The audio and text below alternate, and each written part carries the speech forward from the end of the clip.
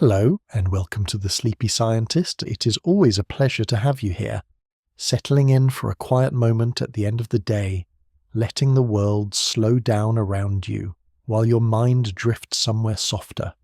Tonight, we are stepping gently into the secret life of stars, those distant points of light that glow with a patience far older than anything on Earth, and yet still feel familiar every time you look up at the night sky.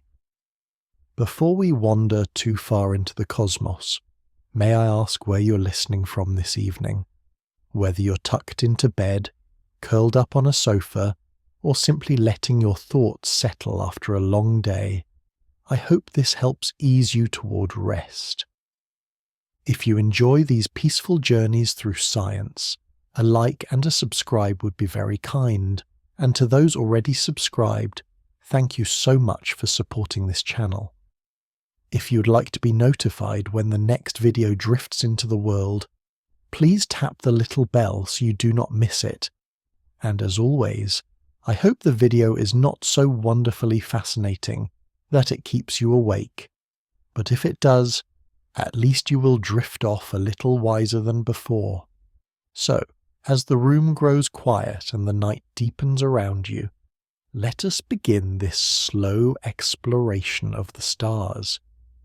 What secrets might they be holding, burning quietly above us for billions upon billions of years? Hello and welcome to The Sleepy Scientist. Tonight we're beginning a calm and unhurried journey into the secret life of stars, a story that unfolds across such enormous stretches of time that even a peaceful hour together can only trace the softest outline of their existence. Stars are simple in their ingredients, yet astonishing in their behavior, shaping the chemistry of galaxies, the color of the night sky, and even the atoms that make up every living thing on Earth. This introduction sets the ground beneath us before we rise into the larger story. We will explore what a star truly is, not just as a bright point overhead, but as a vast and intricate object sustained by gravity, heat, and the quiet power of fusion. We will drift through the idea that every star carries a history written in its light, and that understanding that light reveals where it came from, how it changes, and what it will one day become. As we ease into this journey, think of the stars not as distant strangers, but as ancient companions that have shaped the universe since long before Earth formed. Their story is older than oceans, older than mountains, older than every memory our planet has ever held. And yet, somehow, their quiet glow still reaches us, unchanged, across distances so immense they are almost beyond imagination. So let us gently step into that story together and see how something as simple as starlight can reveal the deep workings of the universe. When you look up at the night sky, it is easy to imagine only a handful of stars scattered across a quiet stretch of darkness. They seem so small, so faint, so gentle that it almost feels as though you could count them if you really tried. But those tiny pinpricks of light are only the beginning of what is out there. Astronomers estimate that a single large spiral galaxy can hold hundreds of billions of stars, each one a vast sphere of glowing matter, each one with its own history and its own future. And beyond that single galaxy are countless others, arranged across the cosmos like a slow, drifting snowfall that extends in every direction. The universe is not just sprinkled with stars, it is saturated with them. Our own galaxy, the Milky Way, is a careful example of this. From the outside, it would resemble a grand spinning disk made of long, sweeping spiral arms that wind outward from a glowing central bulge. These arms are not empty spirals of dust. They are busy avenues where new stars form, where clusters take shape, and where young suns begin their long, luminous lives. Closer to the galactic center, stars are packed together more tightly, creating a dense region that glows with an older, steadier light. Surrounding all of this is a large, faint halo that contains ancient, long-lived stars and stellar remnants, drifting like quiet sentinels around the brighter disk. When you imagine a galaxy from afar, imagine a slow whirl of light and dust, with stars arranged in patterns shaped by gravity and time. Yet from Earth, all of this grandeur collapses into the smallest of details. Stars look like delicate points of light because they are incredibly far away. Even the nearest star beyond the Sun is so remote that its light takes more than 4 years to reach us. The vast majority are far, far more distant than that. If you held out your hand and covered the sky with a fingernail, the tiny portion of space hidden behind it could contain millions upon millions of stars. Their light travels across unimaginable distances before it reaches Earth, shrinking them in appearance until they look almost fragile. In reality, each one is enormous, powerful, and complex, but the universe keeps its scale hidden behind long stretches of distance. The idea of billions of stars can be difficult to fully process, and the concept of the observable universe expands that even further. The observable universe contains everything whose light has had enough time to reach us since the beginning of cosmic expansion. When astronomers describe this region, they are not setting a boundary for the universe itself, only for the part we can currently see. Light from the farthest visible galaxies has travelled for more than 13 billion years before reaching our telescopes, crossing expanding space with unwavering patience. When that ancient light touches Earth, it carries with it the faint memory of what those galaxies looked like long before our solar system even existed. It is a reminder that the heavens are not just wide but profoundly old, and that the light we see tonight is a message from distant epochs.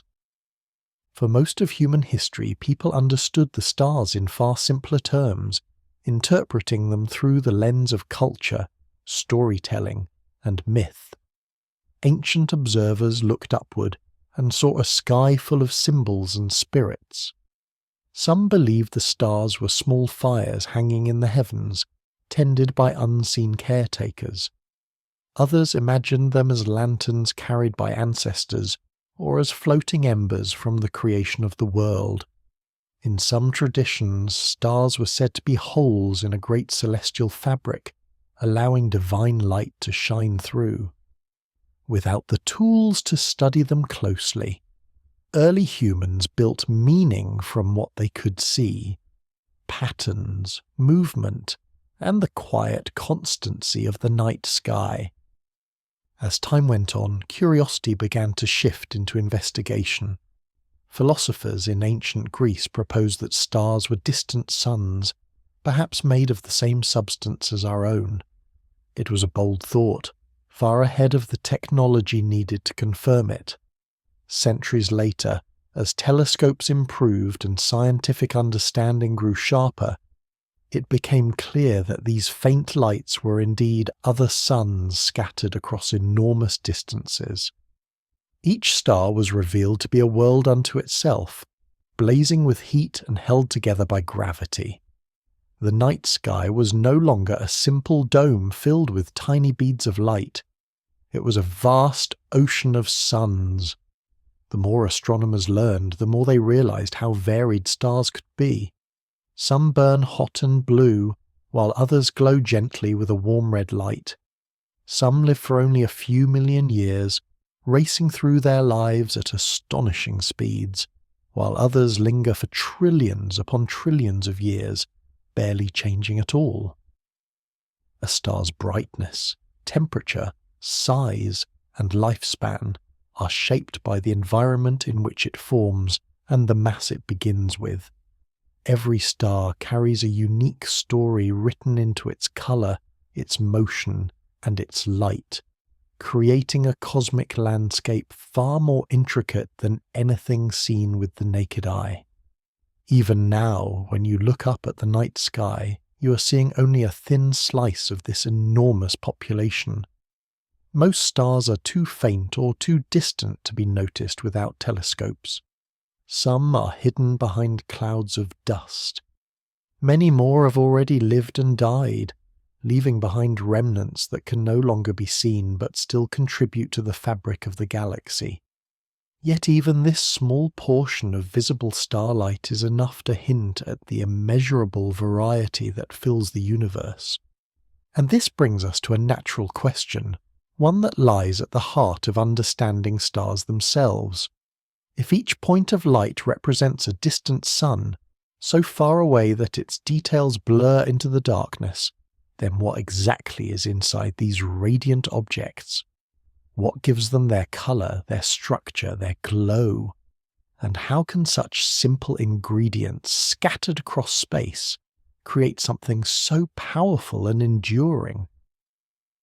If you could somehow scoop up a piece of a star, which would be quite the challenge given the whole blazing hot giant ball of plasma situation, you would find that its ingredients are surprisingly simple.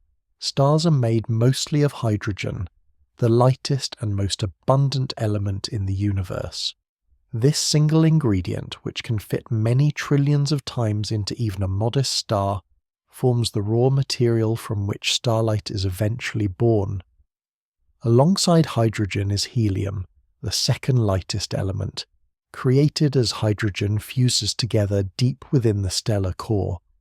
Together, hydrogen and helium make up almost the entire mass of most stars, forming a kind of cosmic simplicity that belies the complexity of what these elements eventually do. But stars also contain tiny traces of heavier elements, sprinkled into their vast bodies like faint seasoning in an enormous soup. These heavier elements were forged long before the star itself was born, created within earlier generations of stars that lived, shone brightly, and eventually died. When those older stars exploded or shed their outer layers, they enriched the surrounding gas clouds with elements like carbon, oxygen, nitrogen, and even iron.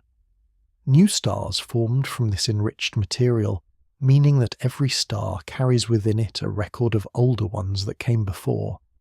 The universe is, in a way, a grand recycler, forming new suns from the ashes of old ones. Despite the simplicity of these ingredients, the state of matter inside a star is anything but ordinary. Under conditions of immense heat, atoms cannot hold on to their electrons. The electrons are stripped away, leaving behind bare nuclei that move freely in a roiling sea of charged particles. This mixture is called plasma, a state distinct from solids, liquids, or gases. Plasma behaves in ways that can feel counterintuitive. It responds to magnetic fields, it carries electrical currents, and it moves with a kind of restless energy shaped by heat, gravity, and internal pressure. Imagine a fluid made of pure electricity and motion, and you are approaching a sense of what plasma feels like. Inside a star, this plasma is constantly churning. Heat from the core causes pockets of plasma to rise, while cooler regions sink downward, creating convection currents similar to the bubbling of boiling water, but on an unimaginably larger scale. Turbulence twists through the interior like gentle storms, shaping magnetic fields and stirring material in slow, powerful cycles. The motion is continuous, unending, and deeply tied to the way stars transport energy from their centers outward into space. The temperature inside a star varies dramatically from the center to the outer layers. At the core, where gravity compresses matter into an incredibly dense region, temperatures reach millions of degrees, enough to force hydrogen nuclei close enough together for fusion to occur. As you move outward from this inner furnace, temperatures gradually fall. The radiative zone, where energy slowly diffuses through tightly packed plasma, is cooler than the core, but still far beyond anything experienced on planets. Further out still, in the convective zone, temperatures drop enough to allow rising and sinking currents to form. The visible surface, despite looking incredibly bright, is comparatively cool, reaching only a few thousand degrees. It is dramatic gradient, a steady decline from the extreme to the merely scorching. Because of this temperature structure, stars do not have solid surfaces. The bright layer you see when you look at a star is not a crust or a shell. It is simply the point where the plasma becomes thin enough for light to escape freely into space. This region, called the photosphere, gives stars their visible glow, but has no solidity to it. If you tried to step onto a star, you would fall through this glowing layer as though through a shimmering fog surrounded by superheated plasma that grows denser and hotter as you sink inward. Stars are not rigid objects. They are more like luminous storms, held together only by gravity and the balance between outward pressure and inward collapse. Another key aspect of a star's interior is its opacity, a measure of how easily light can pass through the material inside it. High opacity means light is absorbed and re-emitted frequently, slowing its journey from the core outward. Low opacity means light can travel more freely. Deep inside, where pressure is immense, opacity is high, and photons are trapped in a slow, zigzagging path that can take hundreds of thousands of years to escape. Closer to the surface, opacity decreases, allowing light to move outward more quickly until it finally breaks free into open space. This gradual release of energy is essential to how stars shine and how they maintain stability. All of these features — composition, plasma behavior, internal turbulence, temperature layering and opacity — set the stage for the process that powers every star. The extreme conditions at the center are not just impressive numbers, they are crucial. Without temperatures high enough and pressures strong enough, the hydrogen inside a star would remain inert, floating in quiet plasma forever. But in the heart of a star, the environment becomes so intense that hydrogen nuclei are pushed close enough together to fuse, releasing energy that supports the star against gravity and sends light outward across the cosmos. In the end, understanding what a star is made of means understanding an object both simple and profound. The ingredients are few, but the story they create is extraordinarily rich. Hydrogen becomes helium, helium becomes light, and light becomes the quiet glow that has guided travellers, illuminated myths, and inspired wonder for as long as humans have watched the night sky. And at the centre of all this lies a single question. What happens deep inside a star when hydrogen begins to change? Long before a star ever begins to shine, long before it grows warm enough to glow or bright enough to be seen from across the galaxy, its story begins in a place that appears completely lifeless. These birthplaces of stars are known as giant molecular clouds, and despite the dramatic name, they are some of the coldest and darkest regions in the entire cosmos. They stretch across many light years, containing enormous amounts of hydrogen gas mixed with dust, drifting slowly through the galaxy like faint shadowed continents made of smoke. If you could see one up close, it would not look bright or fiery. Instead, it would be dim and quiet, with dense knots of material hidden inside a veil of darkness. These clouds are so cold that molecules can survive without being torn apart, and so thick with dust that even starlight struggles to pass through them. Within these dark regions, stillness is only an illusion.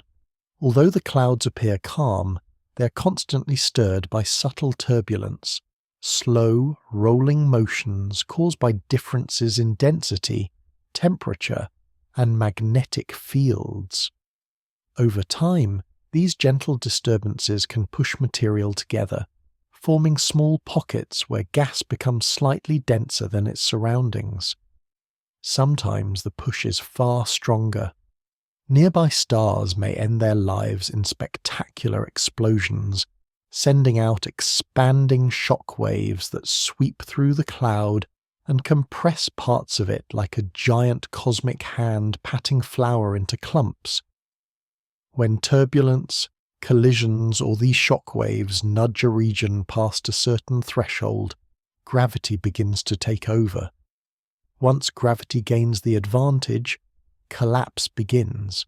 It is not a sudden drop or a dramatic plunge, but a slow tightening, like a long breath drawn inward. Gas begins to fall toward the center of these dense pockets, causing them to grow ever more compact. As more material gathers, gravity strengthens, pulling in even more gas.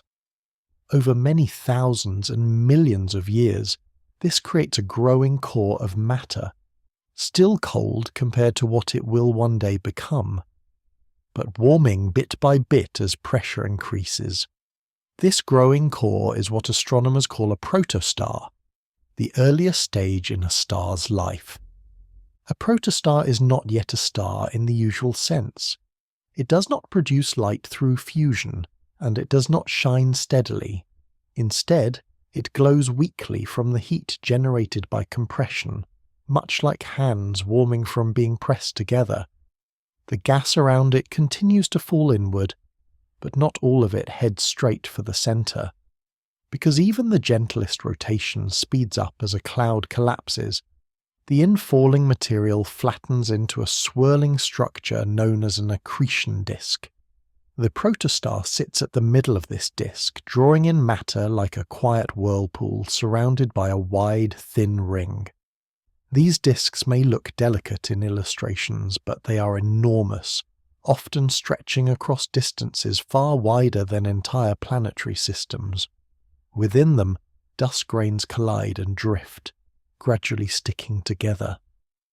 In time, they can form the seeds of planets, moons, and asteroids, meaning that the earliest building blocks of planetary systems begin to assemble while the star at the center is still forming. Meanwhile, near the poles of the protostar, material that cannot easily fall in is redirected into narrow jets that stream outward in opposite directions. These jets carve paths through the surrounding cloud, sometimes stretching for many light years, glowing faintly as the fast-moving material heats the gas it passes through. Despite their energetic appearance, these jets form naturally from the complicated dance of rotation, magnetic fields, and gravity at work around a forming star. As collapse continues, the temperature at the center of the protostar rises steadily. Gravity pushes the particles closer together, increasing pressure and forcing the dense core to heat. Over long stretches of time, this warming accelerates, creating a slow march toward a critical threshold. Deep in the core, hydrogen nuclei are packed so tightly that they begin to brush close enough for fusion to become possible. The temperature must rise into the millions of degrees before hydrogen can transform into helium. It is not a moment of sudden ignition like a match striking. Instead, it is a gradual tipping point, a quiet transition where the first fusion reactions begin to take place, releasing small amounts of energy that feed back into the surrounding material. As more fusion reactions occur, the core becomes hotter still, eventually reaching a steady enough rate that the young star begins to support itself. The inward pull of gravity balances with the outward push of energy produced by these reactions. It is in this delicate state of balance that a star is truly born. The protostar phase ends, and the main sequence phase begins, a long, stable era where the star will spend most of its life, quietly fusing hydrogen into helium and shining steadily into the cosmos. What makes this process remarkable is not its drama, but its patience. Nothing about a star's formation happens quickly. The collapse of a cloud into a protostar takes an immense amount of time, and the journey from protostar to fully fledged star takes even longer. From a human perspective, these events unfold so slowly that entire civilizations could rise and fall while a young star is simply gathering itself together. It is a reminder that the universe has no need to hurry. Stars emerge at their own pace, shaped by vast clouds, quiet motions, and the gentle pull of gravity that works tirelessly over unimaginable spans of time. By the time starlight finally appears, the process has already been unfolding for many millions of years, a long and patient awakening. And when that first steady glow reaches into the darkness, a new point of light enters the galaxy, ready to begin its long and luminous journey through cosmic history. Deep in the center of a star, far beneath the glowing layers that we see from the outside, there is a region where the conditions are so intense that normal matter behaves in extraordinary ways. The hydrogen that makes up most of the star is packed together with unimaginable force, squeezed by the enormous weight of everything above it. Each particle is surrounded by staggering heat, moving with such speed that it becomes almost impossible to picture in everyday terms. Yet within this extreme environment, something elegant begins to happen. Slowly, steadily, and without any grand explosion, hydrogen starts to transform into helium. To understand this transformation, it helps to picture hydrogen not as a gas in the way we experience it on Earth, but as tiny nuclei moving through a superheated sea of plasma. Each nucleus consists of a single proton, and under normal conditions those protons would fiercely repel each other. They carry the same electrical charge, and like two identical magnets with the same poles facing, they push apart with determination. For two hydrogen nuclei to fuse together, they must be forced so close that they can overcome this natural repulsion. Only at the heart of a star, where pressure is overwhelming and temperatures reach many millions of degrees, can this become possible. Why such intense conditions? Because the particles need tremendous energy just to get close. The heat inside the core causes them to move at staggering speeds, and the pressure caused by the star's own weight forces them into a crowded environment where collisions happen constantly. Even with this chaos, most of these collisions do not lead to fusion. The protons simply bounce off one another, repelling each other as they always try to do. But every now and then, something remarkable occurs. The classical picture would say fusion should almost never happen, because the repulsion is too strong. But the universe has a quiet trick hidden within the rules of quantum mechanics. There is a concept known as tunneling, and although it is usually written using symbols and equations, the basic idea can be expressed in simple words. Instead of imagining particles as tiny billiard balls that must climb over a barrier, imagine them as objects that sometimes, very rarely, slip through the barrier instead. They do not smash through it. They do not break it. They simply appear on the other side without needing the full energy required to leap over it. It is as if nature provides a small shortcut, one that is improbable, but not impossible. And because the core of a star contains so many particles colliding so frequently, even rare events can happen often enough to matter. Through this quiet process, two protons occasionally slip close enough together that a transformation can begin. The exact sequence of steps is complex, involving gentle shifts in the structure of the particles, but the end result is that hydrogen nuclei slowly merge to form helium. The change is small on a particle-by-particle basis, but when it happens countless times throughout the core, the combined effect becomes profound. With each successful fusion event, a tiny amount of mass is converted into energy. This energy does not burst outward in a violent flash. Instead, it appears in the form of light and motion on the smallest scales, spreading through the surrounding plasma. Imagine millions upon millions of tiny sparks flickering in the dark, each one too small to notice individually. But together, over time, they become the heartbeat of the star. The energy released by these microscopic transformations is what eventually becomes the light that warms planets, illuminates night skies, and travels across interstellar space. The process is not chaotic or explosive. It is steady, continuous, and astonishingly gentle when viewed up close. A star is not powered by fire. It is powered by patience.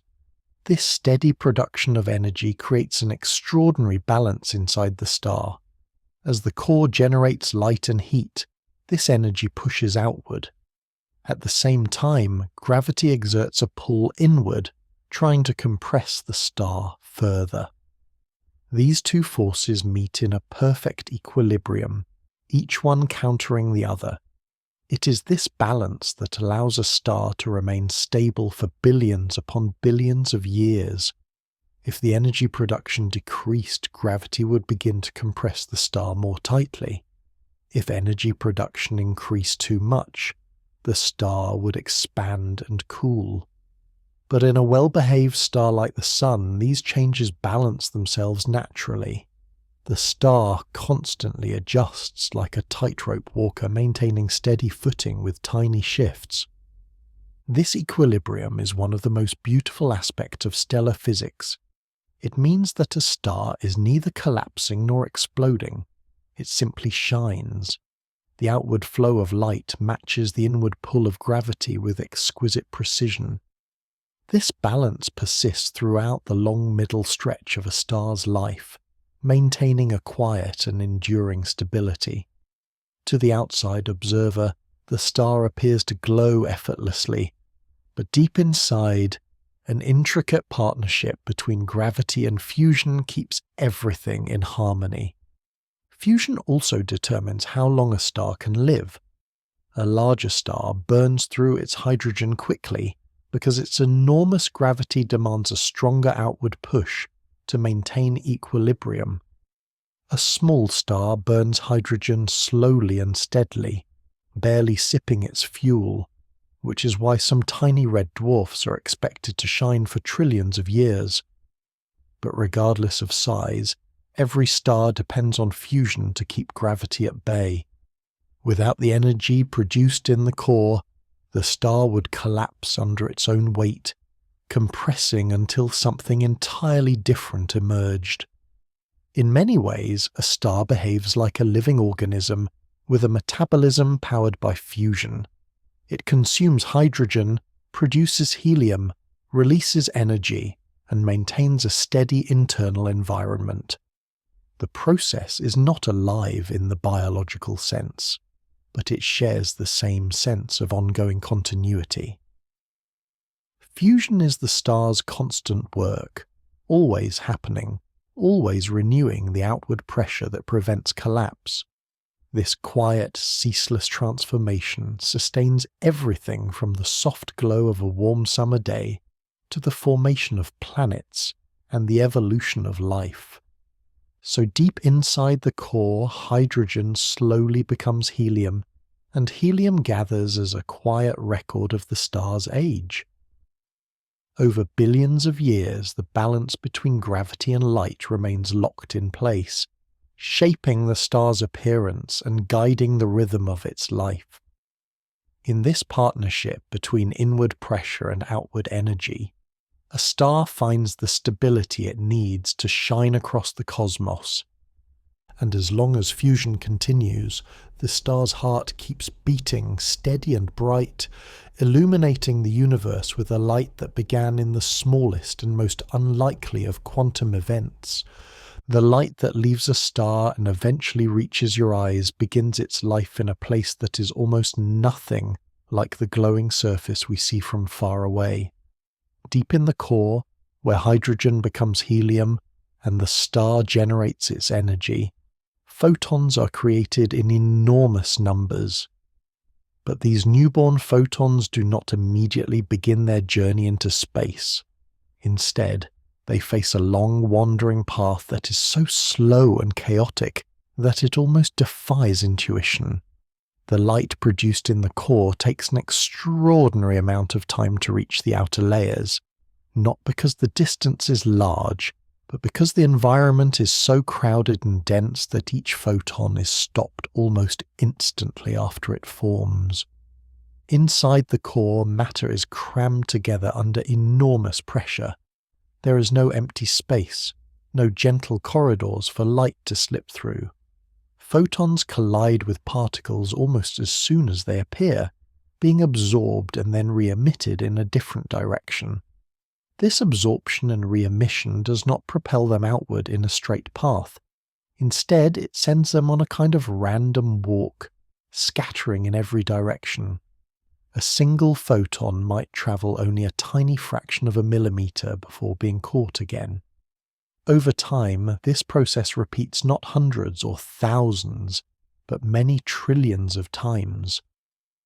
The photon's movement becomes a slow, zigzagging dance that more closely resembles drifting in a crowd than racing outward. The region where this slow diffusion dominates is known as the radiative zone, and it occupies a large portion of the star's interior. In this zone, the plasma is so dense and so tightly packed with ions and electrons that photons rarely move freely. They bounce around in a slow and intricate pattern, constantly exchanging energy with the surrounding matter. Even though each photon travels at the speed of light between interactions, the path as a whole becomes incredibly sluggish. It is one of the great contrasts of stellar physics. Light itself is incredibly fast, but inside a star, light's journey is almost unimaginably slow. The time it takes for a photon to work its way from the core to the surface varies depending on the star's structure, but for a star like the Sun, estimates suggest that this journey can take hundreds of thousands of years. Imagine that. The sunlight warming your face on a quiet afternoon may have begun its journey when early humans were still learning to shape simple tools. It is almost poetic that the light we see today began its life in an age long gone, drifting through the star in countless steps before finally escaping. As photons move outward, they eventually reach a region where the density begins to drop, and the behavior of the star changes. This is the beginning of the convective zone, where the plasma becomes cooler and thicker relative to the layers below. Here, energy can no longer easily travel by radiation alone because the plasma absorbs light more readily. Instead, large pockets of hot material rise upward, carrying heat with them, while cooler material sinks downward to take their place. It is a slow-motion churning, not violent or chaotic, but steady and rhythmic, like water heating in a pot before it comes to a boil. This convective motion carries energy far more efficiently through the outer layers, and as these currents reach the surface, they create patterns of rising and sinking material. When viewed closely, this creates a textured appearance known as granulation. Each granule is a cell of hot plasma rising to the surface, glowing brightly before cooling slightly and sinking back down around its edges. When astronomers observe a star with powerful instruments, this pattern of tiny, shifting cells looks almost like a field of glowing, shimmering grains.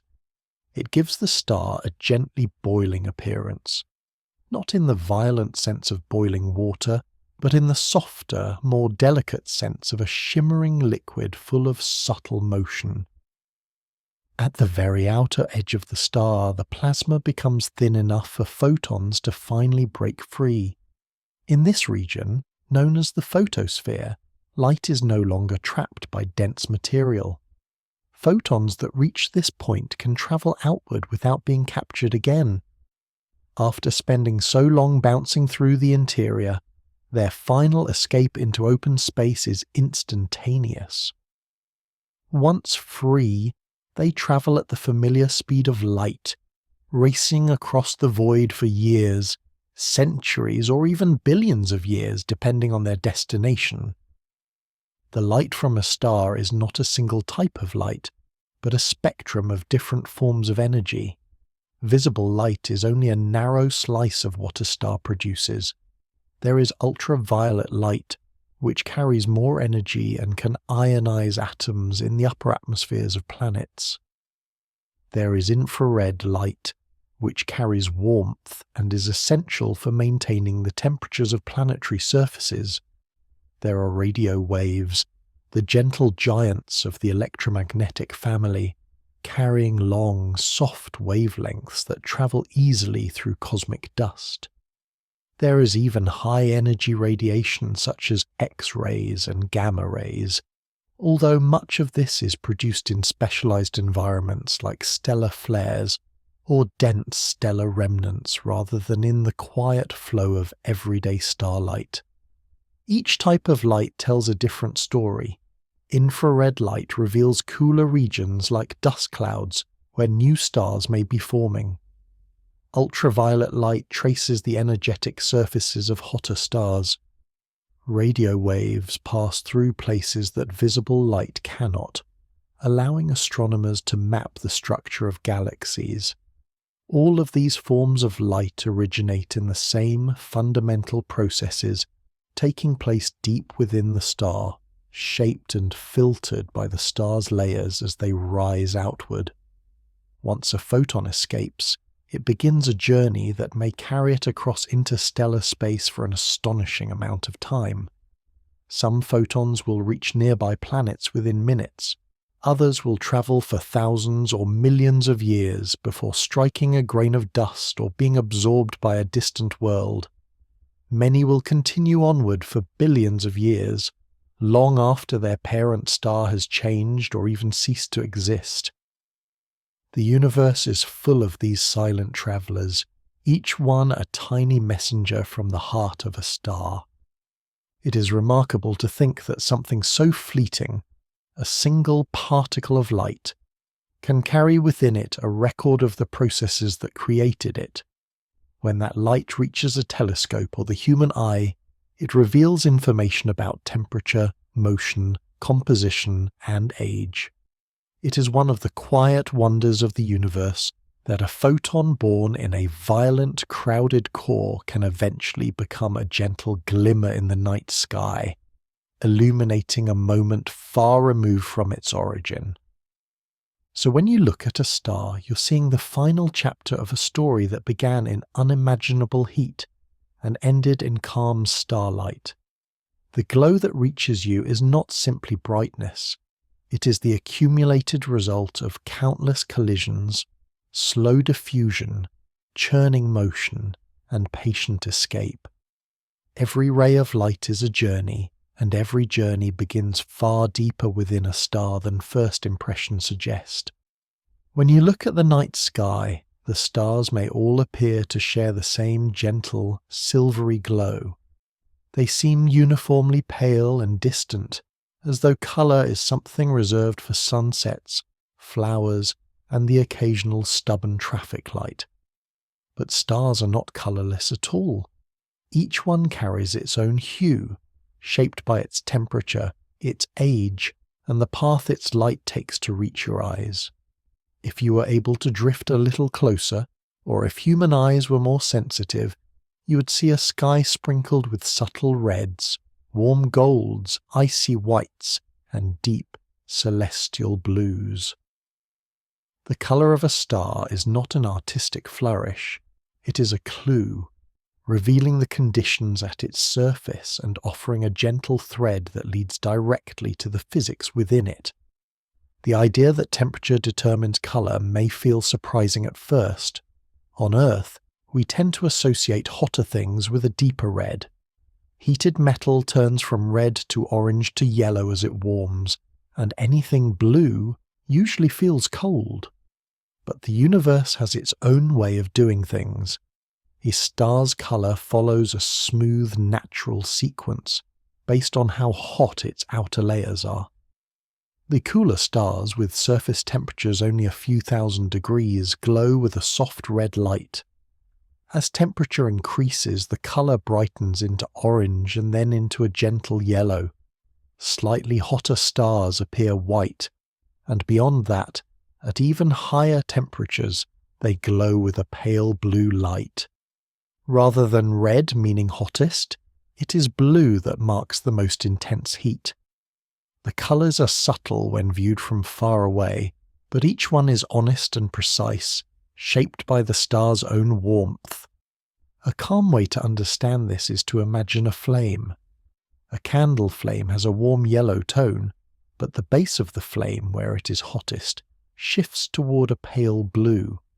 Stars follow the same principle, just on a scale far more immense. A red star is not cold, it is still thousands of degrees. But compared to a blue giant, which may burn at tens of thousands of degrees, the red star's light is simply the result of a gentler, cooler temperature. The colour-temperature sequence is smooth and intuitive once you release the everyday associations we tend to carry. A star's glow is simply the universe's quiet way of telling you how hot its surface is. One of the reasons hotter stars appear bluer lies in the nature of light itself. Light is made of waves, and the hotter a star becomes, the more its energy shifts into shorter wavelengths. These shorter wavelengths appear blue or even blue-white to our eyes. Cooler stars, emitting light with longer wavelengths, present themselves as red or red-orange. None of this requires equations to appreciate. It simply means that as temperature rises, a star's glow changes shade in a predictable, gentle procession from red to blue. Many artists spend years learning how to blend colours smoothly. Stars do it naturally. Even though the colour of a star begins with temperature, it is not the only factor influencing what we see. Light must travel across space before it reaches Earth, and along the way, its colour can be softened or shifted by the material it passes through. Interstellar dust, spread thinly across great distances, tends to scatter blue light more effectively than red. As a result, some stars appear slightly redder than they actually are, their blue light scattered away before it can reach us.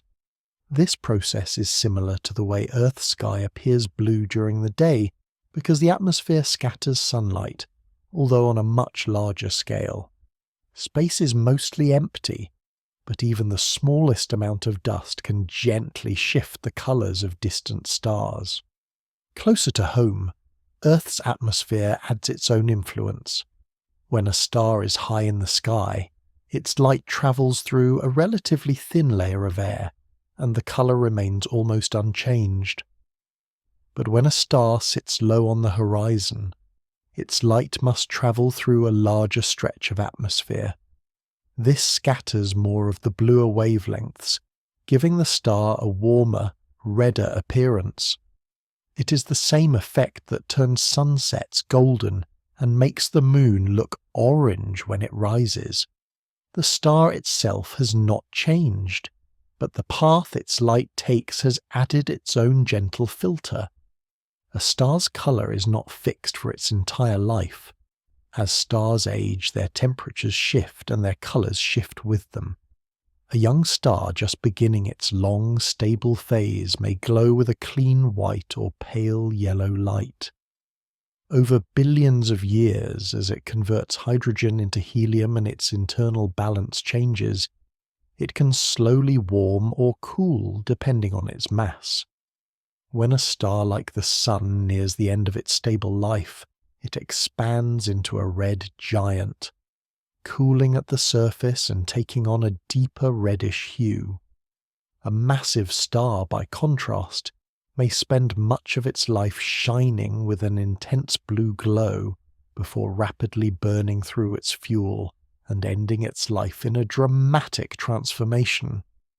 Colour becomes a quiet marker of time, one that reveals a star's place in its long journey. Perhaps the most familiar example of this relationship between colour and temperature is the sun. To the human eye, the sun often appears yellow, especially when it hangs low in the sky or when atmospheric scattering lends its glow a gentle warmth. But if you could view the sun from outside Earth's atmosphere, its colour would look quite different.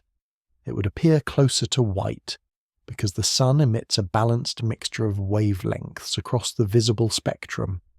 The yellow appearance is largely an atmospheric effect, not an intrinsic property of the sun itself. In truth, the sun is a white star with a hint of soft gold only when filtered through the air of our planet.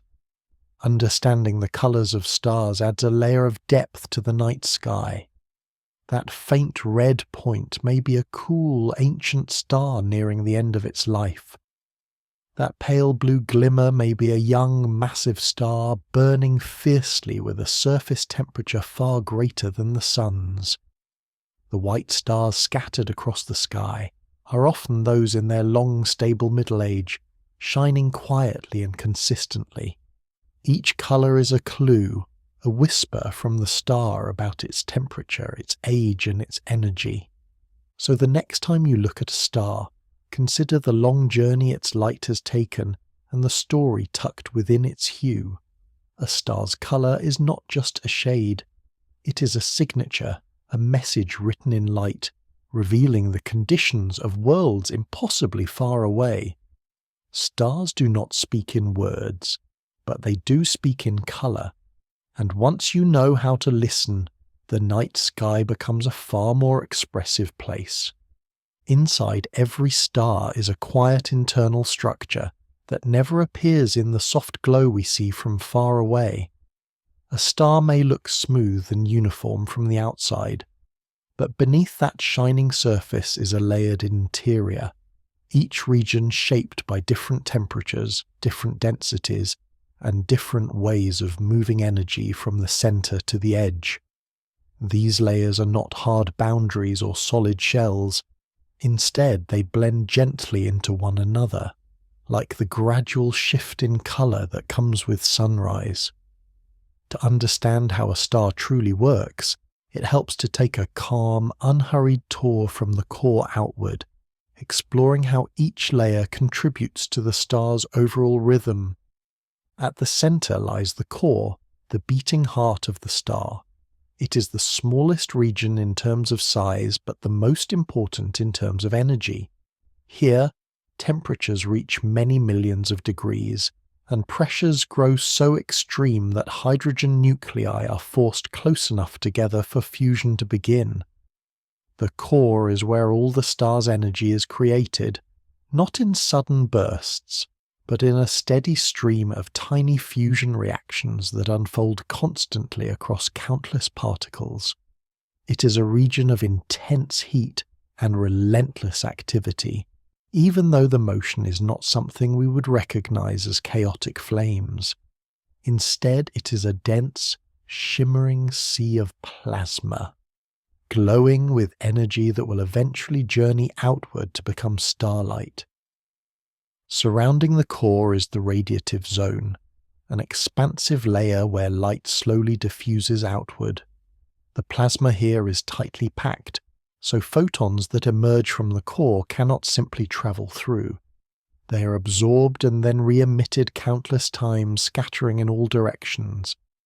Even though light moves at the fastest speed allowed by nature, the density of this region slows its journey dramatically.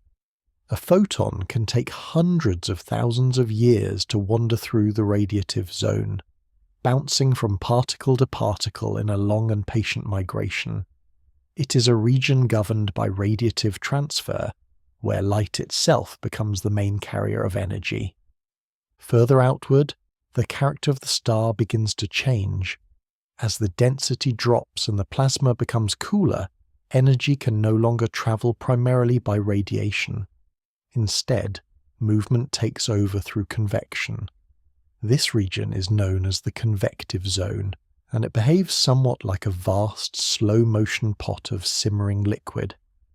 Hot plasma near the bottom of the convective zone becomes buoyant and rises upward. As it approaches the cooler layers above, it releases some of its heat and begins to sink again. These rising and falling currents create a continuous circulation pattern that carries energy efficiently toward the surface. This convection is not turbulent in the violent sense, but it is dynamic and constantly shifting. Each cell of rising plasma may take days or weeks to travel upward, forming immense structures that dwarf even the largest planets.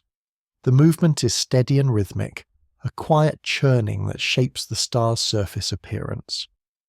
If you could hover above the convective zone and observe it directly, you would see enormous cells of bright, hot plasma rising, bordered by darker lanes where cooler material sinks. This behavior sets the stage for the surface patterns we observe in stars like the Sun. At the outermost visible layer lies the photosphere, the place where the star's light finally escapes into space. The photosphere is not a solid surface, though it looks smooth from afar. It is simply the region where the plasma becomes transparent enough for photons to travel outward without being trapped.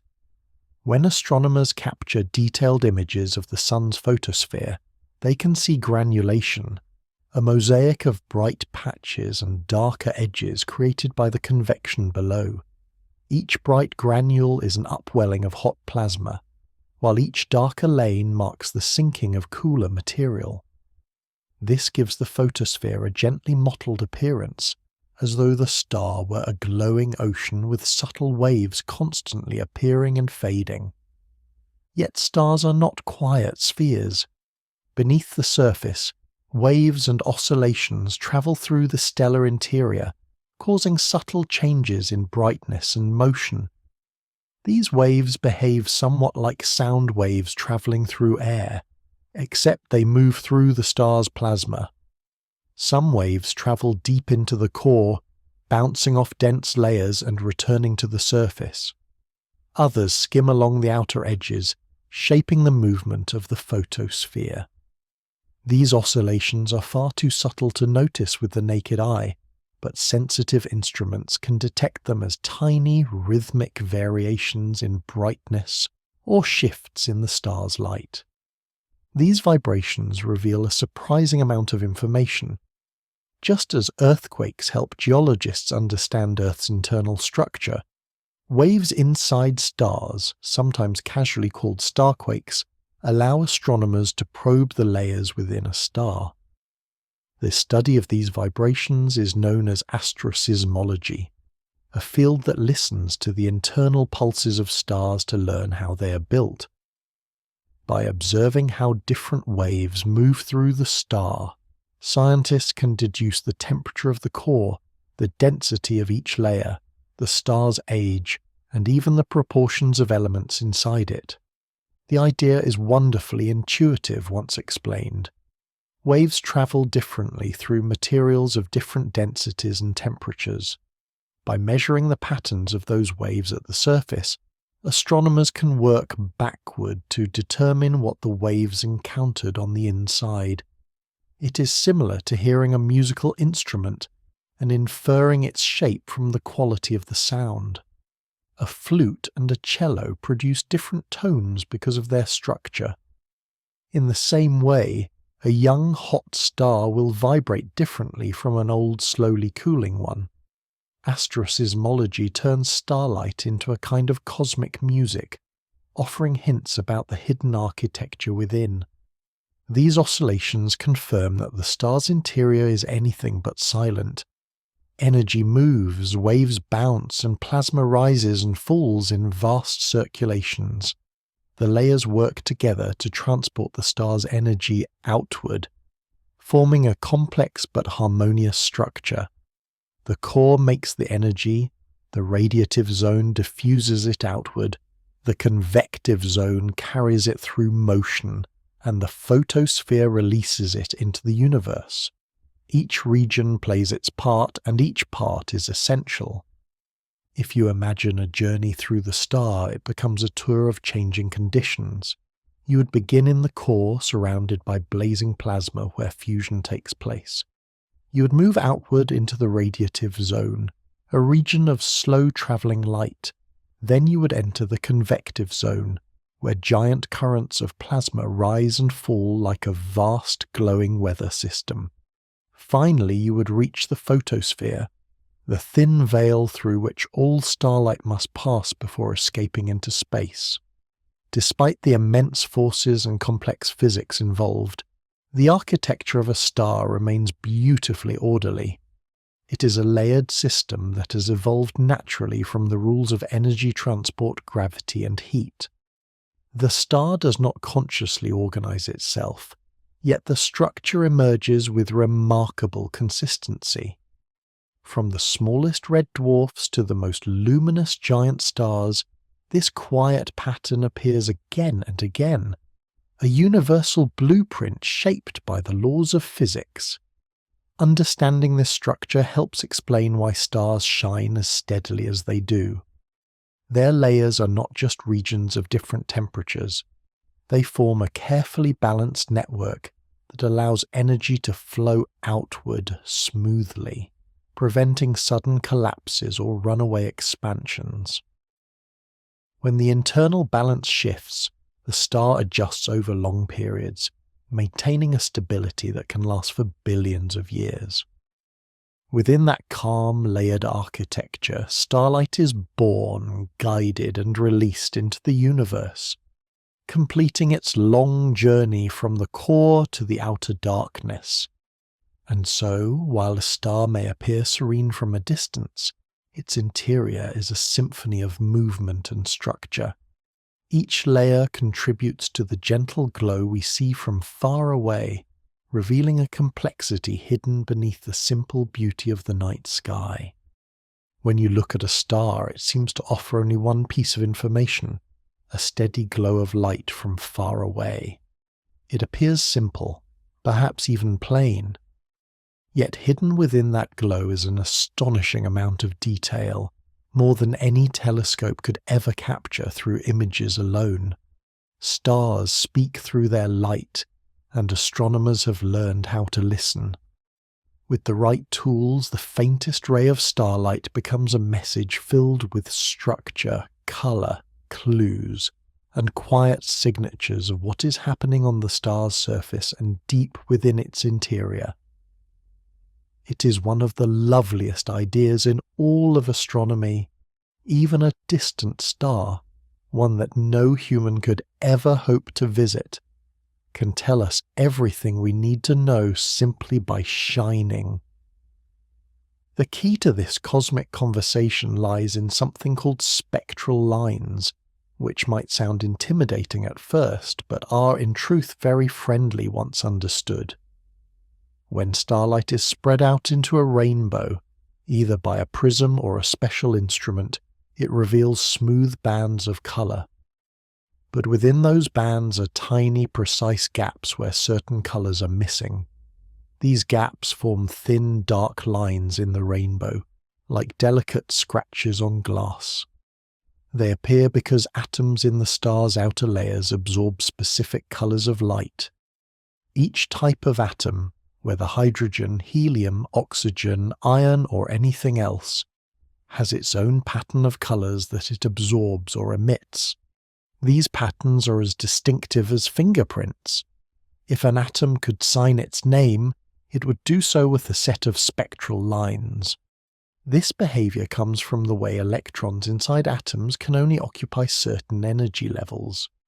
When an electron absorbs a photon of the right colour, it can jump from one level to another. That means the corresponding colour of light disappears from the rainbow, creating a dark line.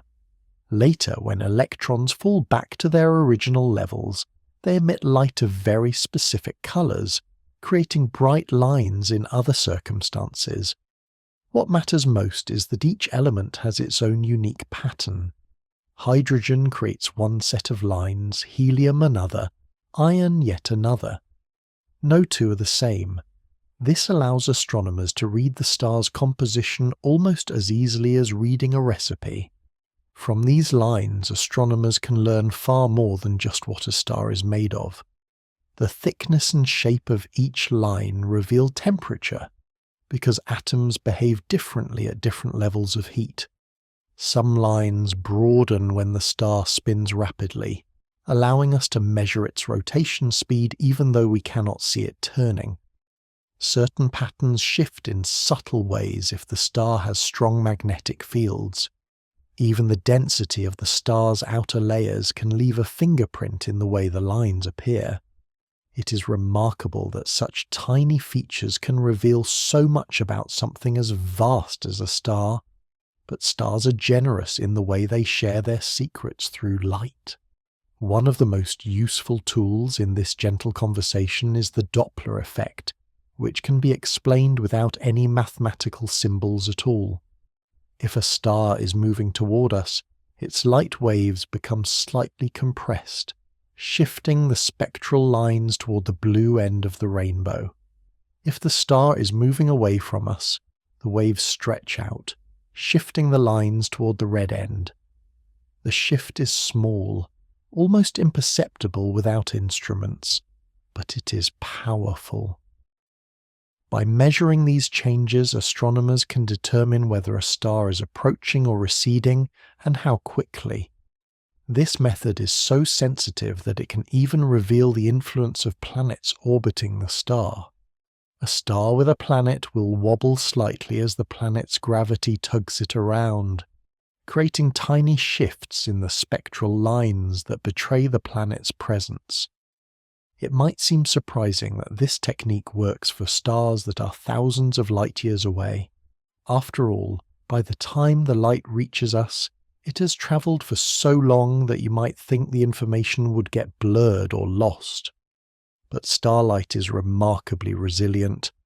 The pattern of spectral lines remains intact as the light crosses the vast emptiness of space. Even interstellar dust or gas cannot change the fundamental structure of those lines, only dim the light slightly or shift its colour.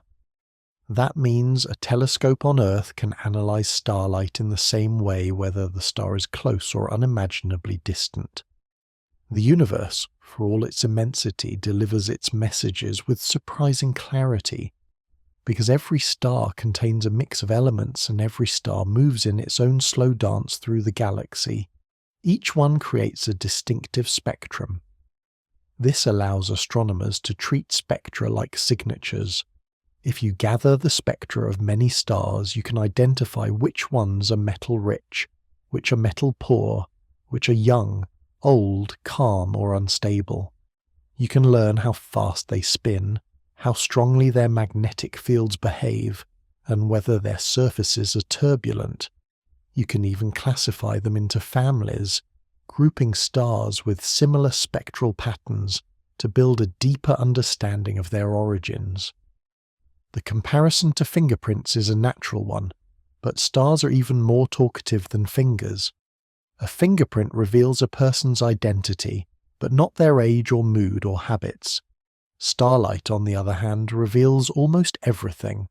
It tells us how hot the star is, how dense its outer layers are, how fast it is moving, how old it might be, and what kinds of processes are unfolding deep within.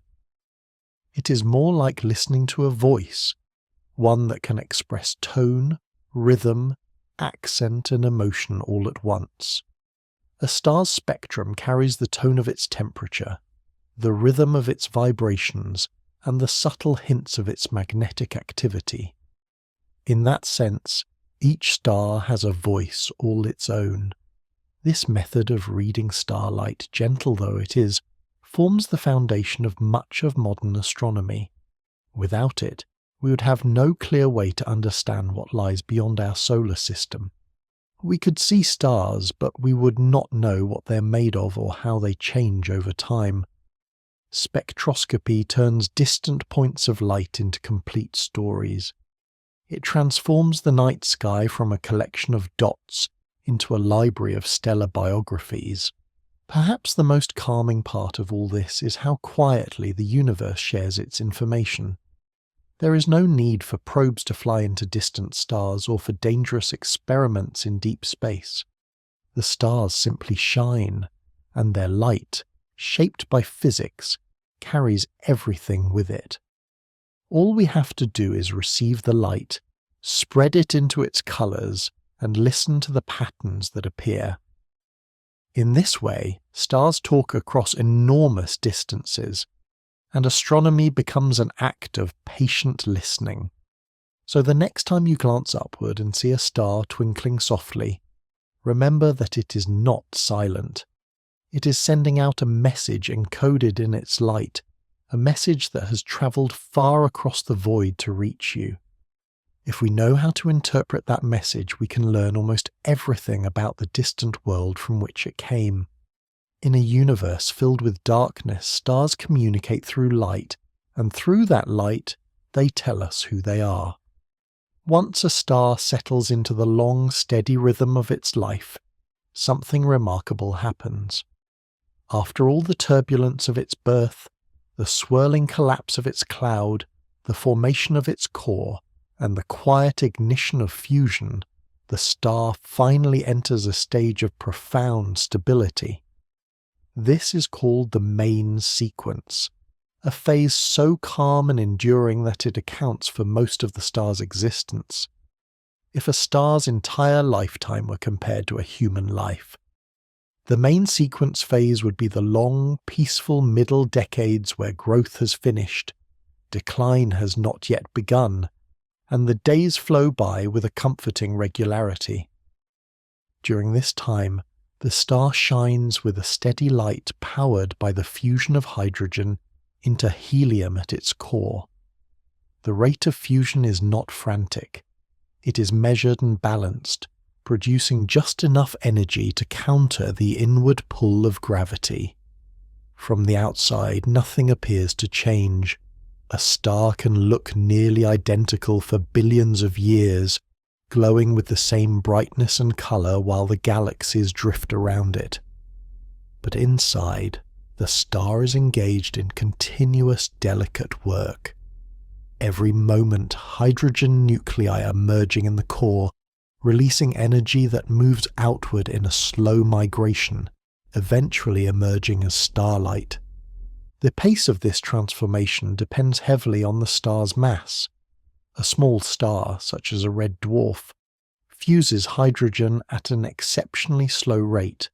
Its gravity is gentle, and the pressure in its core is modest, so the fusion reactions proceed quietly. This means a red dwarf can live for trillions of years, far longer than the current age of the universe. In fact, no red dwarf is old enough yet to have reached the end of its life. They burn so efficiently and so patiently that they are expected to outlive every other kind of star, becoming the last luminous objects in a far future cosmos. A star like the Sun, with a moderate mass, burns through hydrogen more quickly. It shines steadily for around 10 billion years, spending a long middle portion of that time in a near-perfect state of balance. These stars are neither hurried nor leisurely in their fuel use. They sit comfortably between extremes, shining brightly enough to warm nearby planets without exhausting themselves too rapidly. The Sun is a perfect example of this balance. It is old enough that it has already spent billions of years in the main sequence, yet young enough that it still has billions more to go. Large stars, meanwhile, live fast and luminous lives. Their enormous gravity creates immense pressure in the core, forcing hydrogen to fuse at a rapid rate. As a result, they produce incredible amounts of energy and shine with brilliant blue or blue-white light. But this brilliance comes at a cost. These stars burn through their hydrogen quickly, living for only a few million years before they begin to change dramatically. To a star, size is destiny. The more massive it is, the shorter and more intense its lifespan will be. Even though main sequence stars appear unchanging from afar, gentle adjustments are always happening inside them. As hydrogen is steadily converted into helium, the core's composition slowly shifts. Helium, being heavier, settles toward the center, increasing the core's density. This changes the balance of pressure and temperature in subtle ways. Over millions and billions of years, the core gradually contracts slightly under the increasing weight of helium. As it contracts, the temperature rises. This slow warming increases the fusion rate, which in turn causes the star to brighten ever so slightly. These changes are gradual and unfold across vast timescales. No observer would notice the change across an ordinary lifetime. Even entire civilizations would live and fall without detecting a difference. But across geological ages, the change becomes meaningful. For stars like the Sun, the brightness has increased since their earliest days, and it will continue to rise gently as the core evolves. Stars may appear serene, but within them a quiet evolution is always underway. In addition to the core's changes, the star's outer layers also adjust in subtle ways. As energy production increases, the layers expand slightly. The star's size and brightness respond to the internal shifts, maintaining equilibrium between gravity pulling inward and the outward pressure created by fusion. This is not a fragile balance. It is remarkably self-regulating. If energy production momentarily rises, the increased pressure will cause the star to expand, which cools the core slightly and slows the reaction rate. If production drops, gravity allows the core to contract, heating it up again. In this way, stars naturally stabilize themselves, resisting both collapse and runaway expansion. These self-correcting mechanisms are one reason the main sequence phase feels so calm. Stars are incredibly resilient during this part of their lives. They have settled into a comfortable pattern where their internal forces are matched, their temperatures are steady, and their energy output is reliable. It is this long stretch of stability that makes life on nearby planets possible. A star that flickered wildly or changed temperature rapidly would create an unstable environment, but main sequence stars are steady companions, offering light and warmth across immense periods. As helium accumulates in the core, this peaceful stability slowly edges toward transformation. The star is constantly preparing for the next stage, even though it may be billions of years away. The increasing helium content changes the star's internal structure in ways too subtle to see, but too important to ignore. Eventually, the core will become dominated by helium, and the star will no longer be able to fuse hydrogen in that region. The fusion will shift outward into surrounding layers, and the star will begin its slow departure from the main sequence. But for now, during this long middle stretch, the star shines with a quiet confidence. It is worth noting that most stars spend around 90% of their lives in this stable phase. That means if you look at a random star in the sky, the odds are overwhelming that it is in the main sequence. The dramatic moments, the collapse, the explosive endings, the strange remnants are brief compared to the long, patient glow of the middle years. Stars are not defined by their dramatic beginnings or their spectacular endings. They are defined by the vast, tranquil expanse of time in which they simply shine. In this sense, the main sequence is the true life of a star. It is a time of stability, quiet adjustment and gentle evolution. It is where stars spend most of their existence, illuminating the universe not with bursts of energy, but with a steady, enduring light.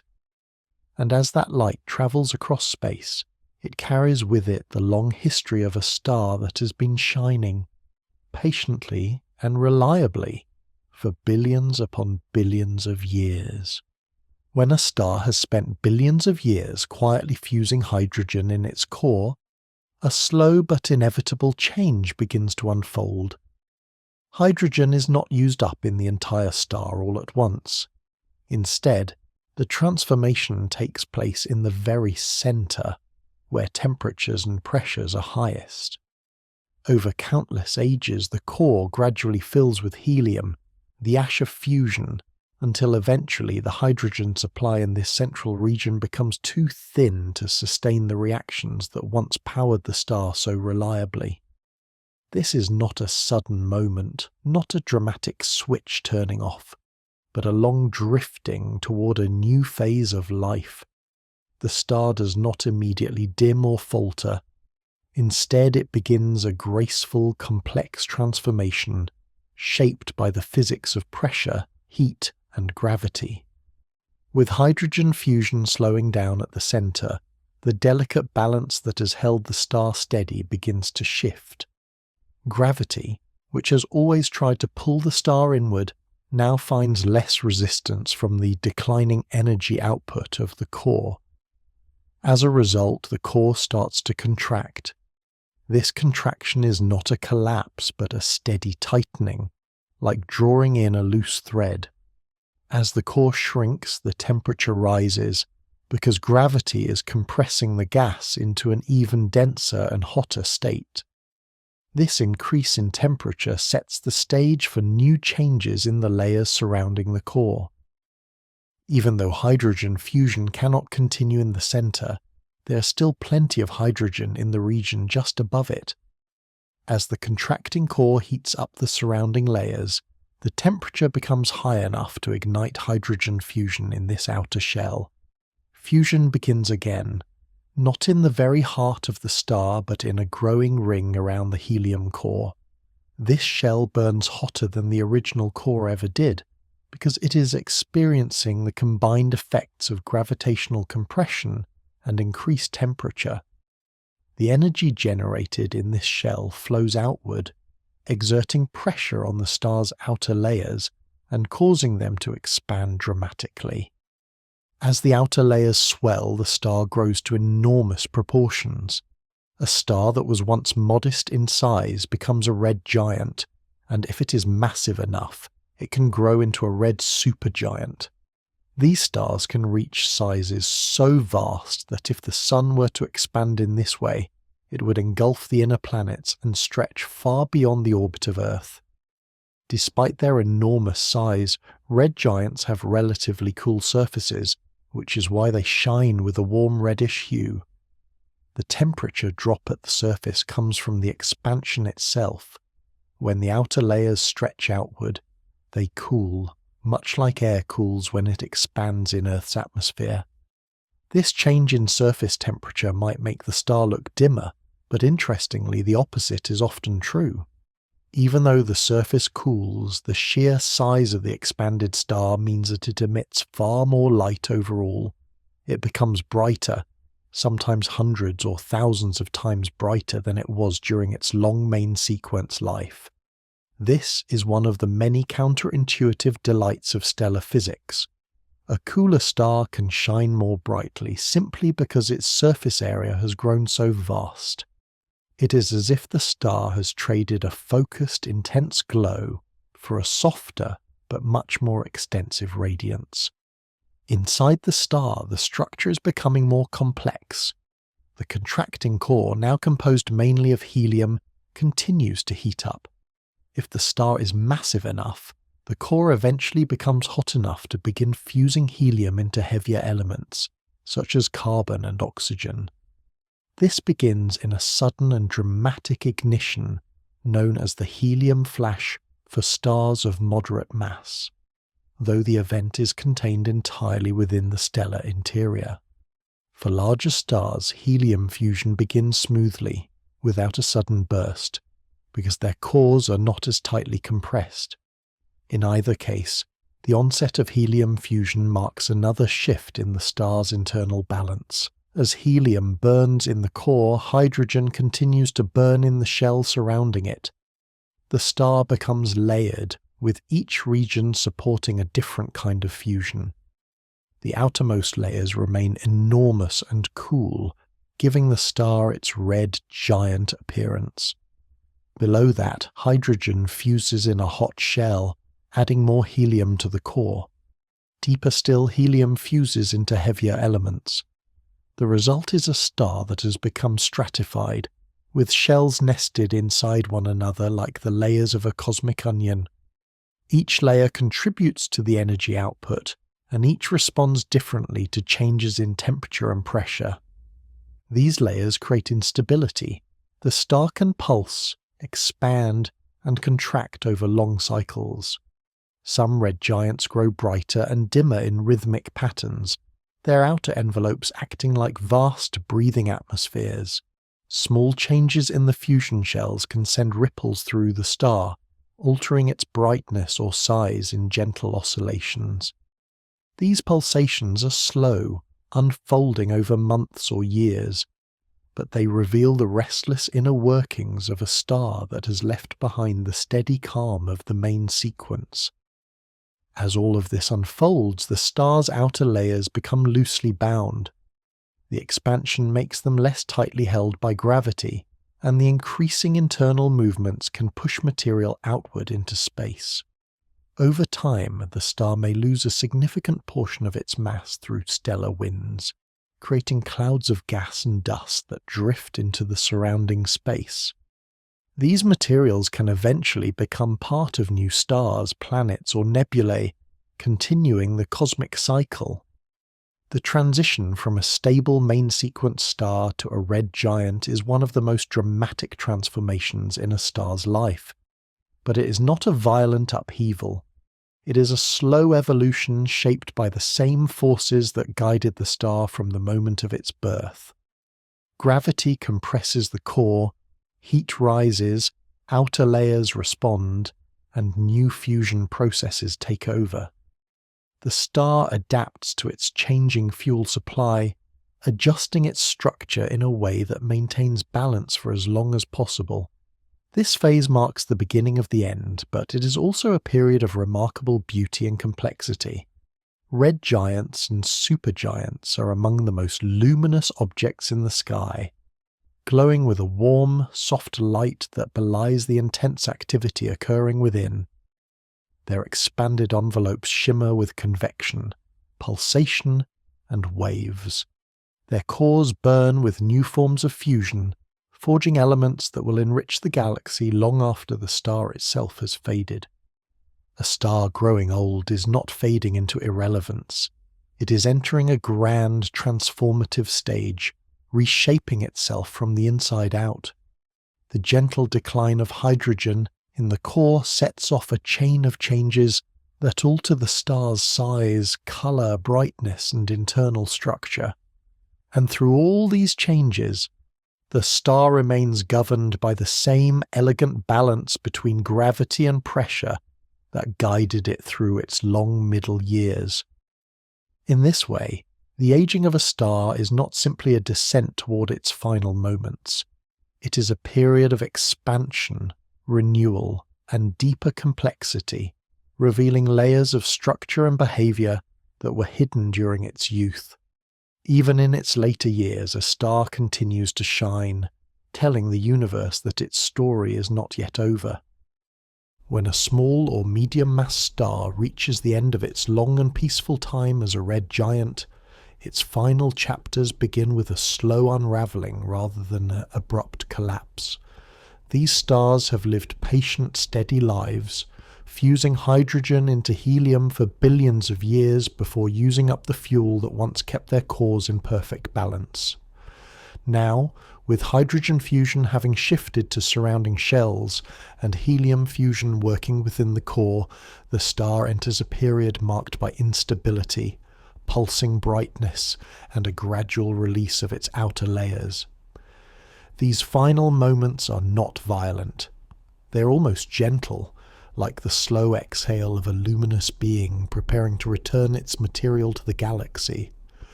As the helium-burning core grows heavier and denser, the outer layers become more loosely bound. They no longer cling tightly to the star. Instead, they begin to drift outward, pushed by radiation and stirred by turbulent motions beneath the surface. Red giants often swell to enormous sizes during this phase, and with their extended atmospheres come large, slow pulsations. These pulsations cause the star to brighten and dim over repeating cycles, sometimes over many months or years.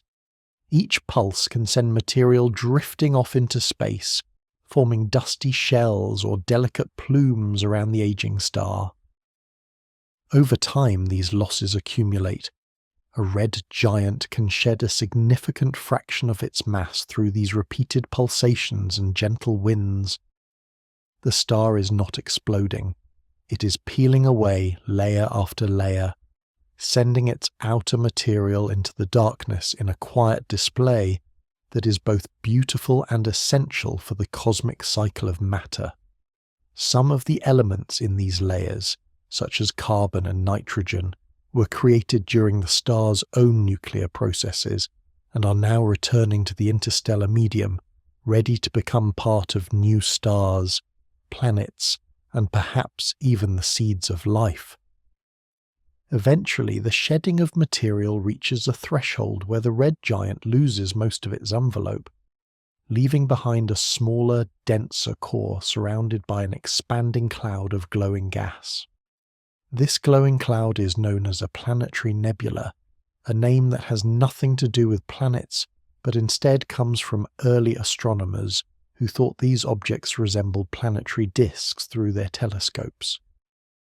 Despite the misleading name, planetary nebulae are among the most visually striking structures in the universe.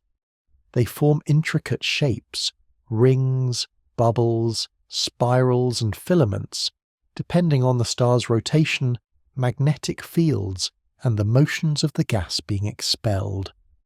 The colours of a planetary nebula come from the way different elements respond to the intense, ultraviolet radiation emitted by the hot, exposed core. Hydrogen glows with a soft red, oxygen shines with a delicate blue-green, and nitrogen contributes warm pink hues. These glowing shells expand outward over tens of thousands of years, creating luminous sculptures in space that can stretch across light years. For a brief period in astronomical terms, the star that once shone steadily for billions of years becomes the centerpiece of a cosmic lantern, illuminating its own remains in a final gesture of beauty. At the center of the planetary nebula lies the remnant core, now transformed into a white dwarf. White dwarfs are extraordinary objects. They are roughly the size of Earth, but contain a mass comparable to that of the Sun. This incredible density means that a teaspoon of white dwarf material would weigh many tons. The reason for this density is that the star can no longer support itself through fusion. Instead, it is held up by electron degeneracy pressure, a quantum mechanical effect arising from the behavior of electrons when matter is compressed to extreme levels. It is not fusion that keeps a white dwarf stable, but the laws of physics at the smallest scales resisting further collapse. A newly formed white dwarf is unimaginably hot, glowing with temperatures that can exceed 100,000 degrees at its surface, yet it has no internal source of heat. There is no fusion happening in its core. Instead, the white dwarf shines because it is slowly radiating away the leftover heat from its earlier life stages.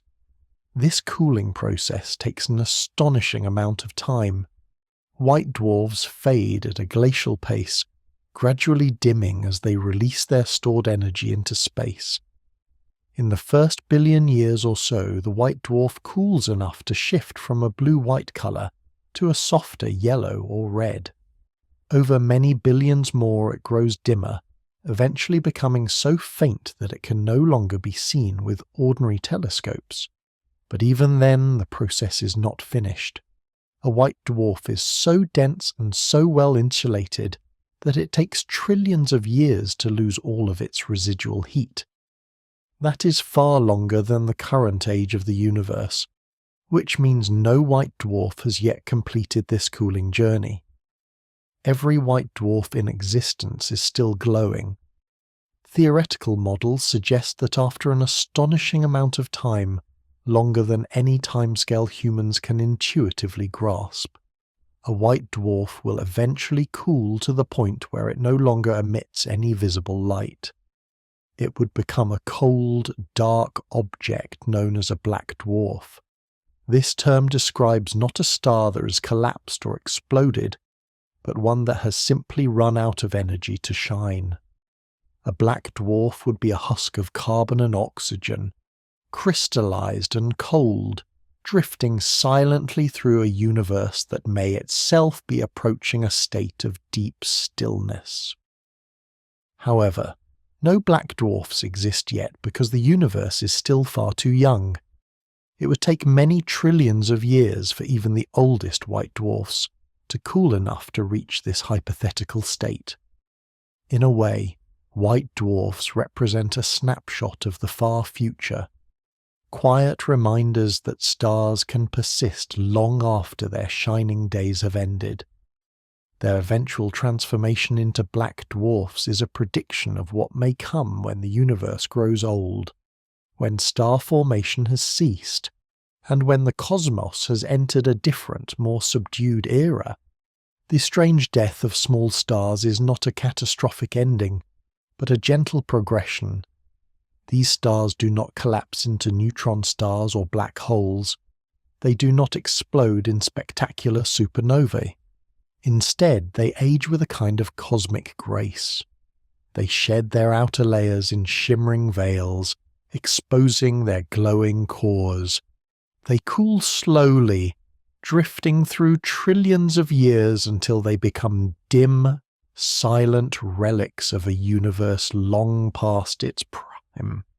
And yet, in their quiet way, they have an enormous impact. The material they release into space becomes part of new stars and planets. The carbon in your body may have once been part of a red giant's final breath. The oxygen you breathe could have been forged in the core of a star that gently released it into space as it died. These small stars, humble though they seem, are among the great recyclers of the cosmos, seeding the galaxy with the ingredients needed for new beginnings. Their death is not an ending so much as a transition. A red giant becomes a planetary nebula. A planetary nebula becomes a white dwarf. A white dwarf slowly cools until it becomes a silent, dark ember. Through each stage, the star transforms, contributing to the ongoing story of the universe. Even in their final moments, small stars continue to shape the cosmos in subtle but profound ways. When a massive star reaches the end of its long middle years, the story of its aging takes a very different path from the gentle drifting of smaller stars. These giants have spent their lives burning bright and fast, fusing hydrogen and then helium at enormous rates to support their immense weight. Their cores grow hotter and denser with time, and unlike small or medium stars, their great mass allows them to continue fusing heavier and heavier elements once helium is gone. What follows is one of the most dramatic transformations in the universe, a sequence of changes that unfolds deep within the stellar core and ends in an explosive event, so powerful that it can briefly outshine an entire galaxy. After a massive star finishes fusing helium, it begins to forge carbon in its core. As the temperature continues to rise, the star can fuse carbon into oxygen, neon, and other heavier elements. Each of these fusion processes requires even greater heat and pressure, conditions only massive stars can provide. The core becomes a kind of layered furnace, with different fusion reactions happening in nested shells. Carbon burns in one region, oxygen in another, neon in yet another. Further out, hydrogen and helium may still be fusing in their own shells. The effect is a structure reminiscent of an onion, with each layer producing energy through a different nuclear reaction. These reactions proceed more quickly as the star runs out of lighter elements, creating a cascade of increasingly rapid fusion stages. As long as the star can fuse new elements to release energy, it can resist the pull of gravity. But this process has a limit. When the core begins to produce iron, the rules change. Iron represents a turning point in stellar fusion, because fusing iron into heavier elements does not release energy. Instead, it consumes energy. This means the star can no longer use fusion to support itself. It has reached the end of the line. The iron in the core grows, accumulating from the fusion of lighter elements in the shell surrounding it, until the core becomes a heavy, inert mass that can no longer contribute to the outward pressure holding the star up. When the mass of the iron core becomes too great, gravity wins. The core collapses in a fraction of a second, imploding under its own weight with breathtaking speed. In this moment, the density increases so rapidly that atomic nuclei are crushed together. Electrons and protons merge into neutrons, and the core shrinks to an incredibly dense state, smaller than a city yet heavier than the sun. The collapse releases a shock wave, but initially the shock stalls as it pushes against the infalling material from the outer layers. For a brief moment it seems as though the collapse will continue unchecked. However, something extraordinary happens deep within the star. As the core collapses, it releases an enormous flood of neutrinos, tiny, nearly massless particles that rarely interact with matter. Under normal circumstances, neutrinos pass through stars, planets, and people without leaving a trace. But during the collapse of a massive star, the density of the core is so extreme that a small fraction of these neutrinos interact with the surrounding material. These interactions deposit energy into the infalling layers, helping to revive the stalled shockwave. In this way, neutrinos play a crucial role in powering the explosion that follows. The revived shockwave suddenly surges outward, racing through the star's outer layers. When it breaks free of the stellar surface, it releases a burst of light and energy so intense that the star becomes billions of times brighter than it was a moment before. This burst is a supernova, one of the most powerful events known in nature. For a short period, a single supernova can shine more brightly than an entire galaxy, filled with hundreds of billions of stars. It is a moment of sudden brilliance that marks the end of the star's life. The explosion tears apart the star's outer layers, hurling heavy elements into space at incredible speeds. These elements include carbon, oxygen, silicon, magnesium, and even elements heavier than iron that were created in the final moments before the explosion. The universe relies on these giant stars to produce and spread the heavier elements essential for planets, oceans, living organisms, and the chemistry of life. Without supernovae, the periodic table would be a much poorer thing, and planets like Earth might never have formed. In the wake of the explosion, what remains of the star depends on its mass.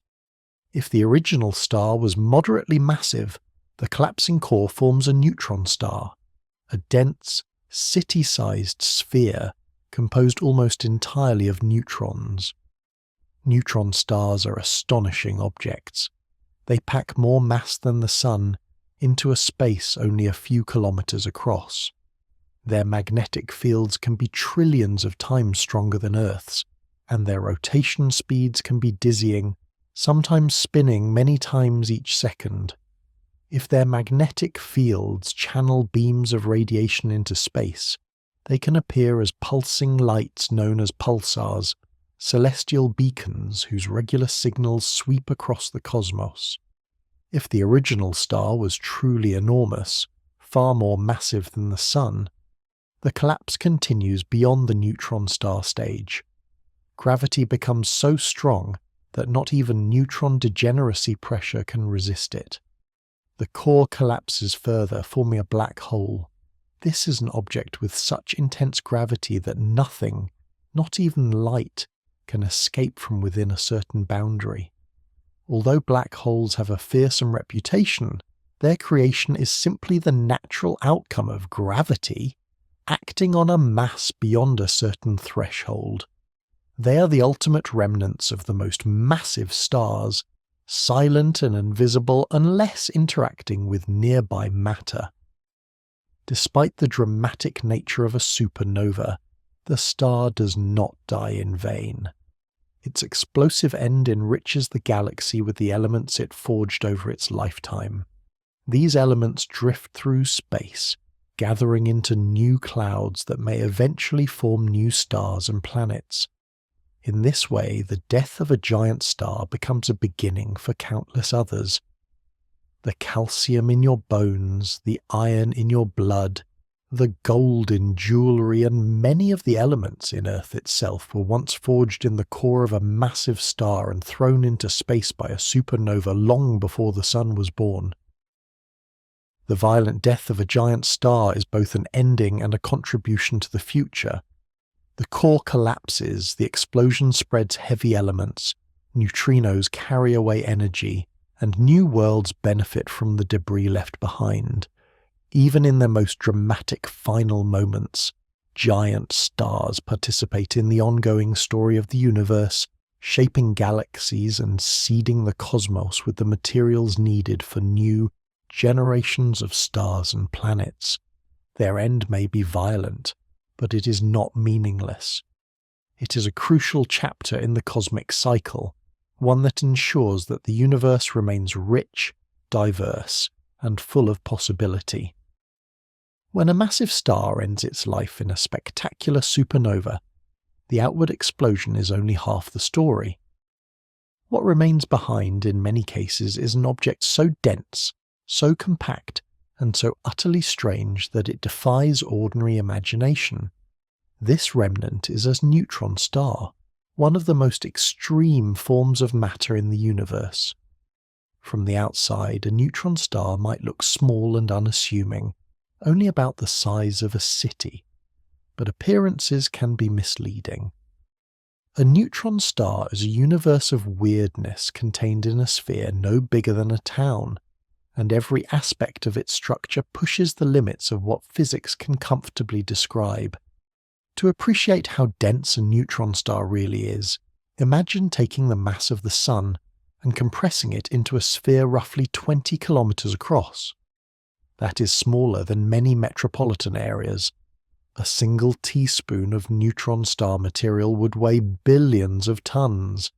It would be so heavy that if you could somehow drop it onto Earth, it would fall straight through the crust and plunge toward the core without even slowing down. Trying to compare this to anything familiar is nearly impossible. But one gentle analogy is that the density of a neutron star is like cramming the entire human population into the volume of a sugar cube. The mind cannot easily hold that idea, which is part of what makes neutron stars so fascinating. But density is only the beginning of their strangeness. The structure of a neutron star is layered in a way that resembles nothing found on Earth. The outermost region is called the crust, a thin shell of incredibly dense matter composed of atomic nuclei packed much closer together than in any ordinary solid. As you move inward, the crust gives way to a region where neutrons begin to drip out of these nuclei, forming a fluid mixed with the residual protons and electrons. Below that lies the outer core, a vast ocean of superfluid neutrons. This superfluid does not behave like ordinary liquid. It flows without friction, meaning that once it starts moving, it continues endlessly unless something interferes. Deeper still is the inner core, a region so dense that even the best theories struggle to describe it.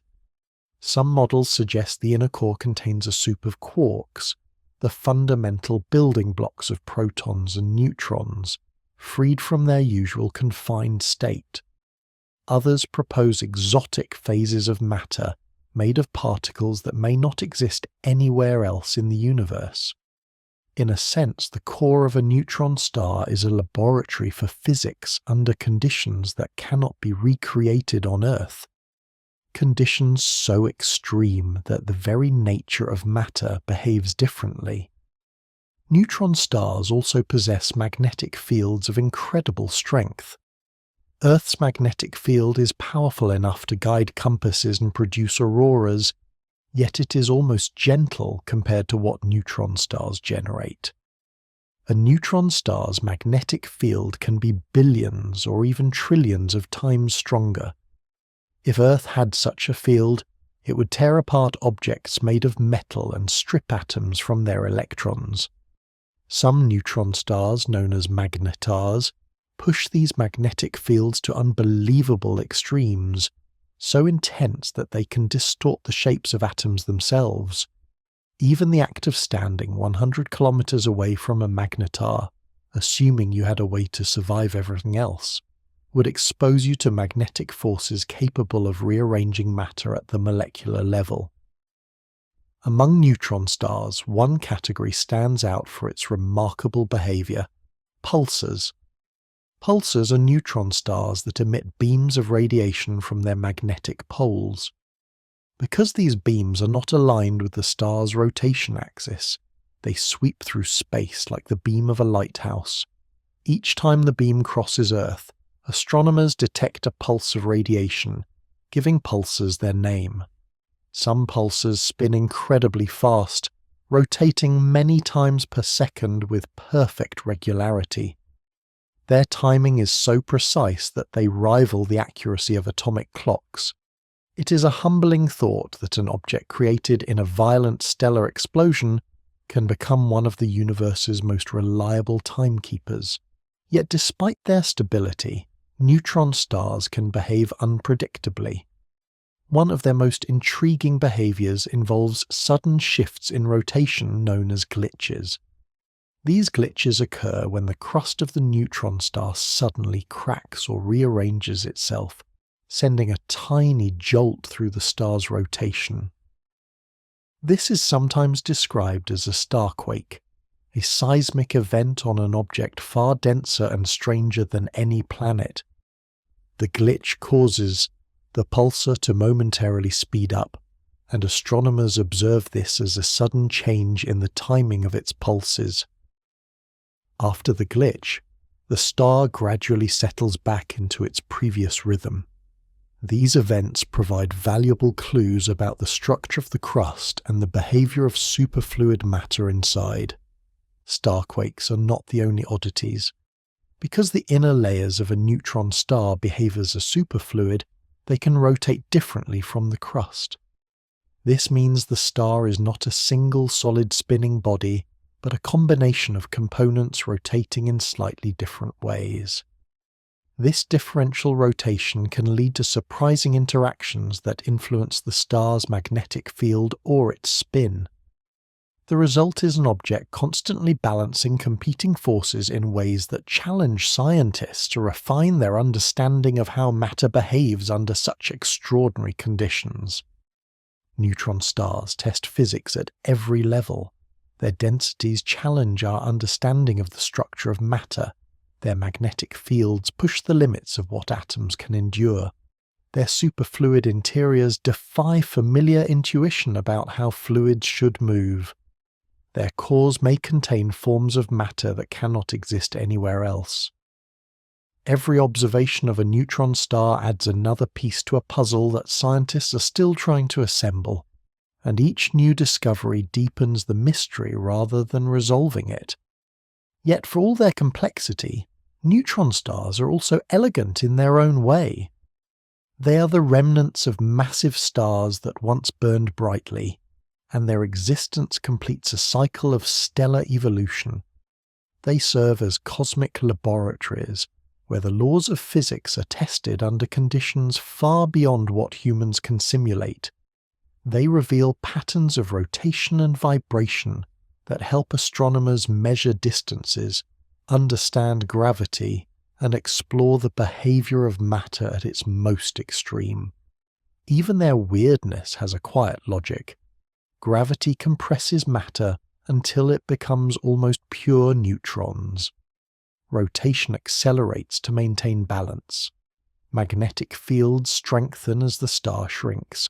Every property of a neutron star is connected to the basic rules of physics, stretched to their limits. What emerges is an object that embodies both familiarity and strangeness. It is made of the same fundamental particles that compose everything else, yet assembled in a way that makes it utterly unique. Neutron stars remind us that the universe contains wonders that go far beyond everyday experience. They are relics of enormous stars, compressed into forms that challenge imagination, glowing faintly as they spin, pulse, and quake in the darkness. Studying them is not just a scientific endeavour, but a humbling one, revealing how much of the universe lies outside the comfortable boundaries of intuition. A neutron star is a monument to extremes, a cosmic riddle, and a quiet beacon in the deep night. And even though their behaviour can be baffling, their existence expands our understanding of what matter can do when pushed to its absolute limits. In a universe filled with familiar light from ordinary stars, neutron stars stand apart, humming with a weird, precise, and beautiful energy all their own. When a truly massive star reaches the end of its life, its final collapse can go beyond even the extraordinary density of a neutron star. If the remaining core is heavy enough, gravity overwhelms every possible force that might resist it. There is no pressure that can hold the material up, no arrangement of particles that can support the weight. The collapse continues inward until the star as it once existed is gone, replaced by something far stranger, a black hole. It is not a hole in the ordinary sense, nor a tunnel, nor a swirling drain. It is a place where matter has been compressed beyond any familiar form, leaving behind a region where gravity is so strong that nothing, not even light, can climb back out. A stellar mass black hole begins with this moment of collapse. The outer layers of the star are often blown away by the supernova, but the core falls inward, shrinking to an unimaginably small point. The remaining gravity becomes concentrated into a tiny region, curving space and time so severely that the structure of the universe itself bends around it. What is left is not a solid object with a surface. Instead, the boundary that defines a black hole is known as the event horizon. This horizon is the point at which the pull of gravity becomes so strong that escape becomes impossible. If light cannot leave, no signal, sound, or information can return once it crosses this boundary. Yet the event horizon itself is not a physical barrier. If you were able to drift toward it, setting aside the many other things that would make this a very unhealthy decision, you would not feel a bump or a wall. Crossing it would feel no different than floating into deeper darkness. The event horizon is best imagined as a point of no return. It marks the distance at which the inward pull becomes absolute. Outside this boundary, objects can still orbit safely. They do not get sucked in, dragged in, or devoured. This is one of the biggest misconceptions about black holes. They do not roam the universe, swallowing everything in their path. A black hole has gravity, yes, but only as much gravity as the mass that formed it. If the Sun were magically transformed into a black hole of the same mass, Earth would continue to orbit in almost exactly the same way. The world would become cold and dark, but it would not be pulled inward. The idea that black holes behave like cosmic vacuum cleaners is more fiction than physics. However, black holes can influence their surroundings in dramatic ways when material falls toward them. If gas, dust, or even a wandering star gets too close, this material can begin to spiral inward. As it does, it forms a structure known as an accretion disk. The gas in the disk does not fall straight in but circles around the black hole, gradually losing energy and spiraling closer. This motion generates tremendous friction within the disk, heating the material to extreme temperatures. When the gas becomes hot enough, it glows, often producing a bright, energetic light in X-rays or ultraviolet wavelengths. The black hole itself remains invisible, but the glowing disk around it becomes a beacon that reveals the presence of something with a powerful gravitational pull at its center. Despite their reputation for stillness and silence, black holes can spin. In fact, many of them rotate at astonishing speeds. When the original star collapsed, it retained its angular momentum, meaning that any slight rotation the star had becomes amplified as its core shrinks. The same effect causes a figure skater to spin faster when pulling their arms inward. For a black hole, this means the rotation can become so rapid that space itself is dragged around with it. This phenomenon, known as frame dragging, is difficult to visualize but can be understood gently as the black hole's rotation influencing the paths that objects must take around it. Even light must follow the twisting geometry created by this spin. Not all black holes possess glowing accretion disks at all times. Many are silent and solitary, drifting unnoticed through space. Since they emit no light, they cannot be seen directly. Yet astronomers have become skilled at finding these invisible objects by observing the behavior of things around them. When a black hole orbits a companion star, the star's motion can reveal its unseen partner. If the star wobbles or speeds up and slows down in a regular pattern, it may be responding to the gravitational pull of a black hole. In other cases, gas from a nearby star may be drawn toward the black hole, forming a bright accretion disk that astronomers can detect. Even without visible light, a black hole can announce its presence through the motions of stars, the heating of gas, or the pattern of radiation escaping from the surrounding disk. There are also more indirect methods. When black holes merge, the ripples they create in space, gravitational waves, can be detected by sensitive instruments on Earth. These waves carry information about the masses and spins of the black holes involved, allowing astronomers to identify systems that were once completely hidden from view. Even the absence of light can be a clue. If a region of space contains a bright star circling an unseen mass, and that mass is too heavy and too compact to be a neutron star, then a black hole becomes the simplest explanation. Perhaps the most captivating thing about black holes is how they reinterpret the idea of a star. In a sense, a black hole is a star turned inside out. The core collapses until it becomes a singular region of infinite density, at least according to current theories, and the structure that once scattered light into the universe becomes instead a region from which light cannot escape. What was once an object made of fiery plasma becomes a gravitational well surrounded by warped space-time. Yet even in this strange state, black holes remain connected to their origins. They are not mysteries disconnected from the rules of physics, but natural, expected consequences of gravity acting on enough mass. Despite this, black holes still challenge understanding. Their extreme environments push theories to their limits. What happens at the center remains unknown.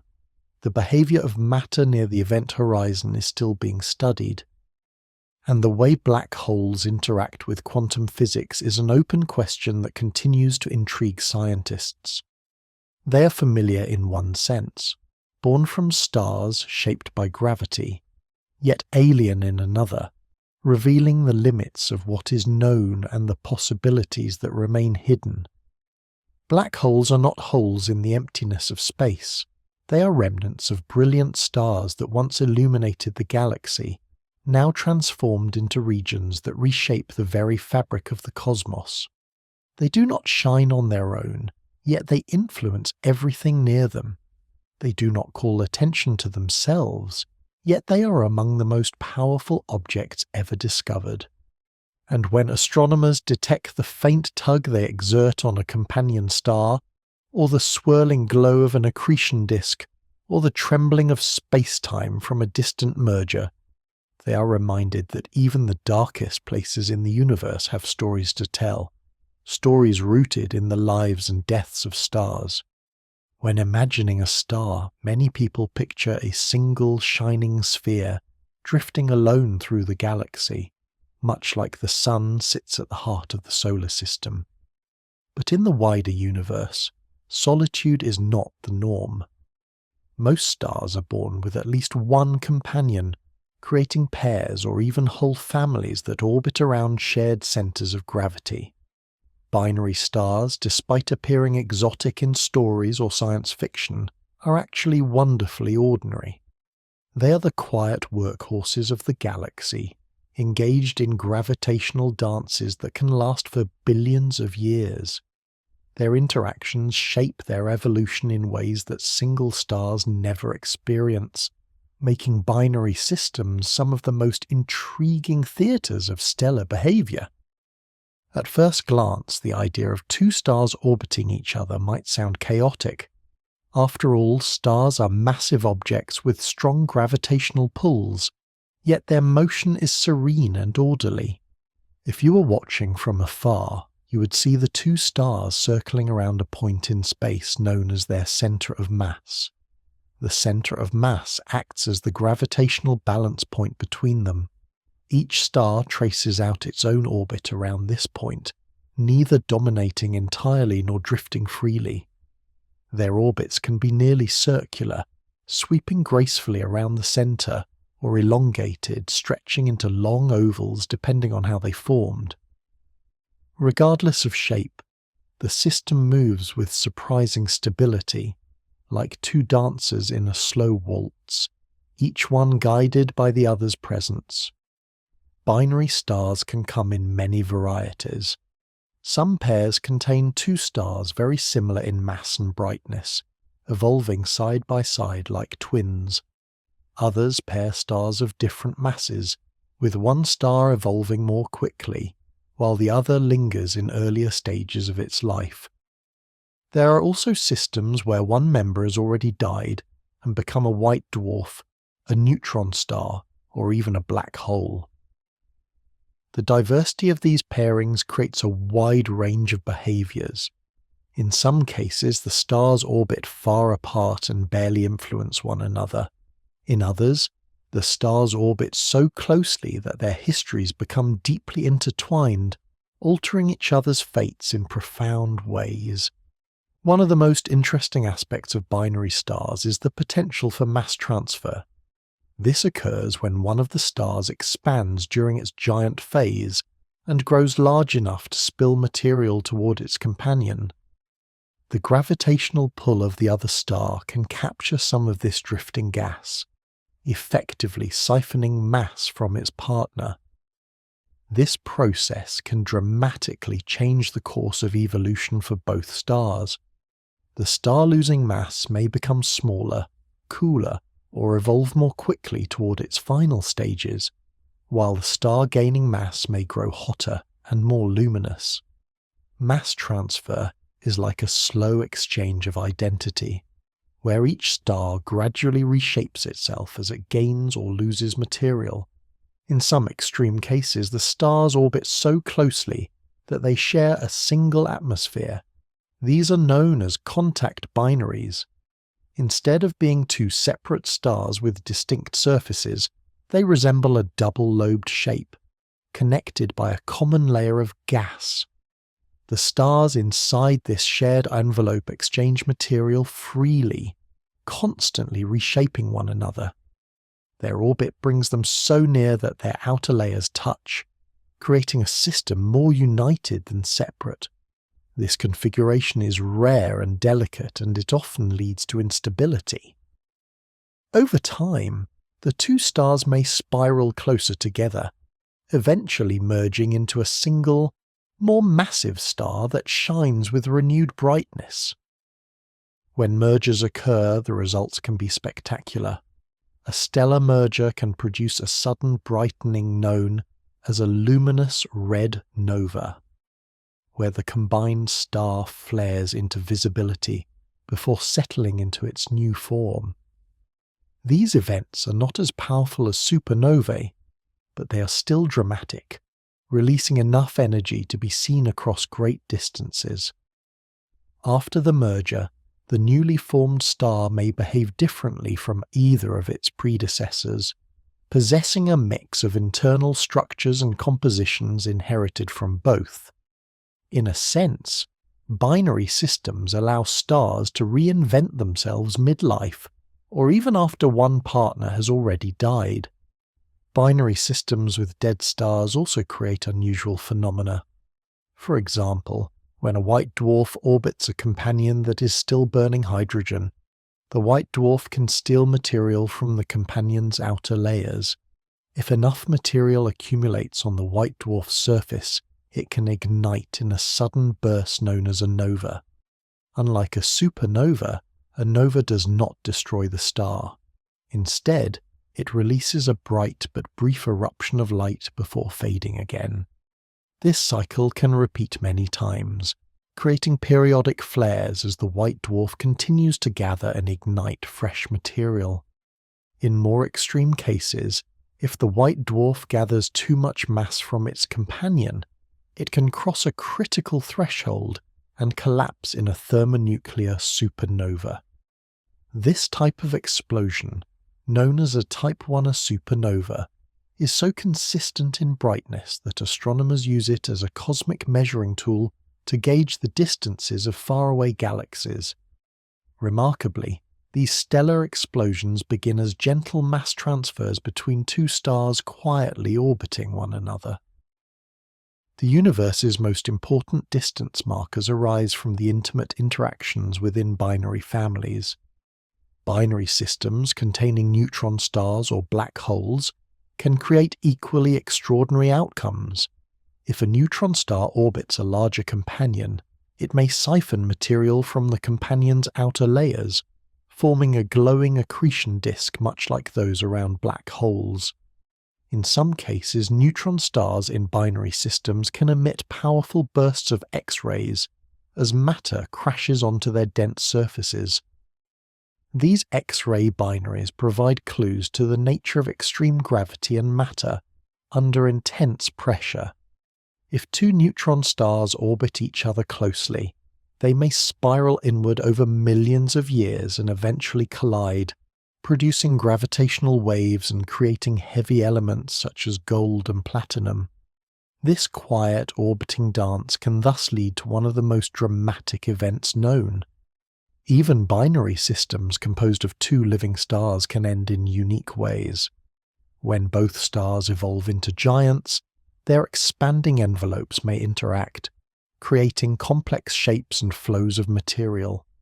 Some planetary nebulae, the glowing shells created when stars like the Sun shed their outer layers, show intricate patterns that can only be explained by the gravitational influence of a companion star. Spirals, rings, and hourglass shapes form because of the subtle gravitational tug of a nearby partner. These structures become beautiful final signatures of binary interactions. Binary stars illustrate how companionship changes everything. A single star's life follows a predictable path, shaped mainly by its mass. A binary star's life, by contrast, can twist and transform depending on how the pair interact.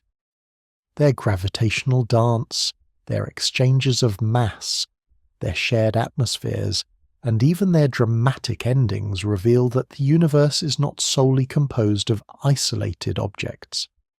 Much of its richness arises from the relationships between stars, the ways they influence each other, and the surprising paths they take as they orbit together. In the end, binary systems remind us that stars are not always solitary wanderers. Many live in families, shaping each other's destinies over billions of years. Their interactions create new types of stars, dramatic explosions, unusual remnants, and some of the most intriguing phenomena in modern astronomy. Their gravitational bonds allow them to share matter, merge, or simply orbit peacefully, each star acknowledging the presence of the other in a dance choreographed by gravity itself. These stellar families show that the universe is filled with connections. Even in the vast emptiness of space, stars often find companions, and their lives become richer, stranger, and more beautiful because of it. Stars may all shine with a familiar glow, but their lives, personalities, and behaviours differ dramatically depending on one simple property: their mass. Mass shapes everything a star will ever be, from its colour to its lifespan to the final form it takes at the end of its journey.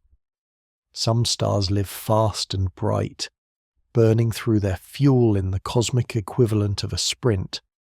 Others glow softly for trillions of years, barely changing across spans of time so enormous that human imagination strains to grasp them. Between these extremes lies a whole family of stars, each following a path set by the amount of material gathered during its birth. At the smallest end of the stellar spectrum are red dwarfs, the most common type of star in the universe. They are tiny compared to the Sun, containing only a fraction of its mass, but their size belies their importance. Red dwarfs shine with a cool, dim light, often not much brighter than a strong incandescent bulb when viewed from a great distance. Yet their faintness is a sign of stability. Because they are so small, their cores operate at relatively low temperatures and pressures. This means they burn hydrogen at an extraordinarily slow rate. While a large star rushes through its fuel, a red dwarf sips delicately, conserving its hydrogen with remarkable patience. This slow burning makes red dwarfs incredibly long-lived. While a star like the Sun will shine for around 10 billion years, a red dwarf can remain on the main sequence for trillions of years. The universe itself is not old enough for any red dwarf to have completed its main sequence life. Every red dwarf ever born is still out there, quietly glowing and going about its work. Their steadiness makes them fascinating, but they also come with quirks. Some red dwarfs exhibit flares and bursts of activity, sending energetic particles into space. These flares, while small compared to the output of larger stars, can still influence nearby planets. Despite this, red dwarfs remain the turtles of the stellar world, slow, steady, and built for longevity. Moving up in mass brings us to stars like the Sun, moderate, balanced, and wonderfully predictable. Yellow stars occupy the middle ground of stellar evolution. They are hot enough to shine brightly, but not so hot that they burn through their fuel too quickly. Their surface temperatures produce white or pale yellow light, and their lifespans span billions of years. The Sun, for example, is roughly halfway through its long life, a comfortable middle-aged star enjoying the quiet stability that comes from balanced fusion reactions in its core. These yellow stars are ideal engines for planetary systems. Their light is strong enough to warm planets at comfortable distances, but not so intense that they scorch everything nearby. They evolve gently, giving planets plenty of time to form, cool, and potentially host life. A star like the Sun offers a kind of cosmic hospitality, creating conditions that endure long enough for chemistry to experiment and for complex systems to develop. This is part of what makes medium-mass stars so important in discussions about habitable worlds. Above these moderate stars are the blue giants, the heavyweights of the stellar population. These stars are massive, often tens of times the mass of the Sun, and with great mass comes great heat. Their cores reach astonishing temperatures, allowing them to fuse hydrogen at a furious rate. This immense fusion output gives blue giants their brilliant colour and luminosity. They shine so brightly that they can light up entire regions of space, casting their glow across nebulae and illuminating star-forming regions. However, their brilliance comes at a price. Blue giants live short lives, sometimes only a few million years long. They burn their fuel so intensely that they quickly exhaust the hydrogen in their cores. Once this happens, they undergo a series of rapid transformations that eventually lead to spectacular deaths. Supernovae that scatter heavy elements across the galaxy. Blue giants are the sprinters of the cosmic world. Dazzling but brief.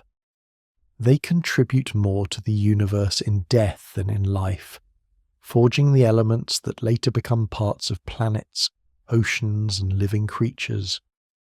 Between stars and planets lies a class of objects known as brown dwarfs. They form much like stars, condensing from clouds of gas, but they never reach the critical mass needed to ignite sustained hydrogen fusion in their cores. They are sometimes called failed stars, though the term feels unkind. Brown dwarfs are interesting in their own right. They generate some heat through gravitational compression and limited fusion of deuterium, an isotope of hydrogen, but never become true stars. They glow faintly in infrared light, invisible to the naked eye, but detectable by telescopes designed to sense heat. Brown dwarfs represent the threshold between starlight and planet light, providing a link between the two realms. Across this spectrum, mass dictates everything. A small mass means a small core, low temperatures, and a slow, steady life. A moderate mass creates balanced conditions, allowing for long main sequence stability and gentle evolution. A large mass produces enormous pressures and temperatures, leading to high fusion rates, short lifespans, and dramatic endings. Even brown dwarfs follow this rule. Too little mass means no sustained fusion at all. Mass determines a star's brightness by controlling how fast fusion occurs. It determines temperature, with more massive stars glowing blue-hot, and smaller ones shining in soft reds. It shapes lifespans, compressing the life of a blue giant into a fraction of the time a red dwarf enjoys. And it influences the path of evolution, from the slow and steady contraction of a tiny star to the explosive demise of a massive supergiant. It is comforting in a way that such variety arises from a single parameter. The universe does not need a long list of instructions to create its stellar diversity.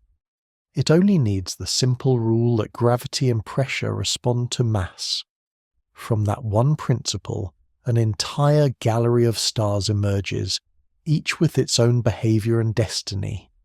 Red dwarfs, with their quiet persistence. Yellow stars with their balanced warmth. Blue giants, with their bold, short-lived radiance. Brown dwarfs, sitting delicately on the boundary between glowing and not quite glowing. All of them are expressions of the same physics, shaped by the same laws, yet offering an incredible range of forms and lifetimes. In this way, the universe provides a gentle reminder that complexity often arises from simplicity. A single measure, mass, creates a rich tapestry of stellar lives, from the tiniest ember-like stars to the largest, brightest beacons in the sky.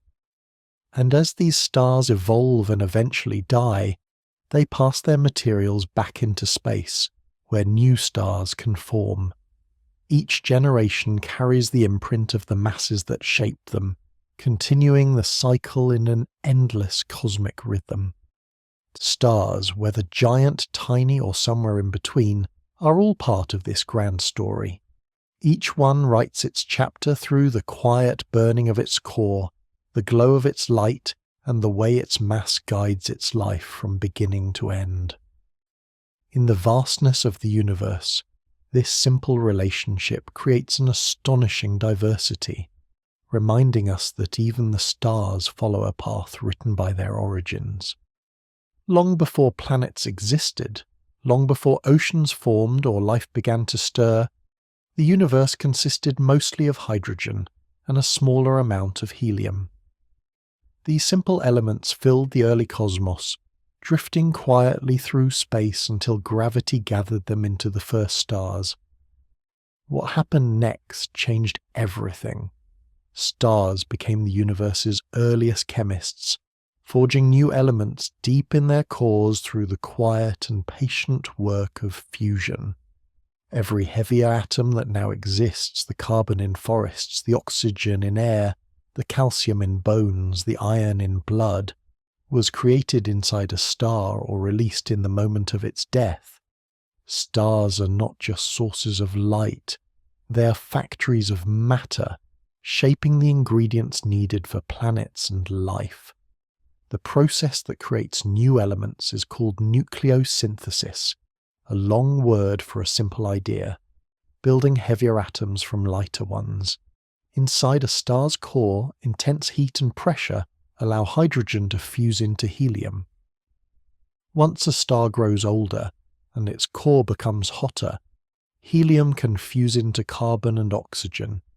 These reactions release energy, allowing the star to shine while slowly rearranging the building blocks of the universe. The elements that power chemistry, biology, and geology were once the glowing products of stellar reactors.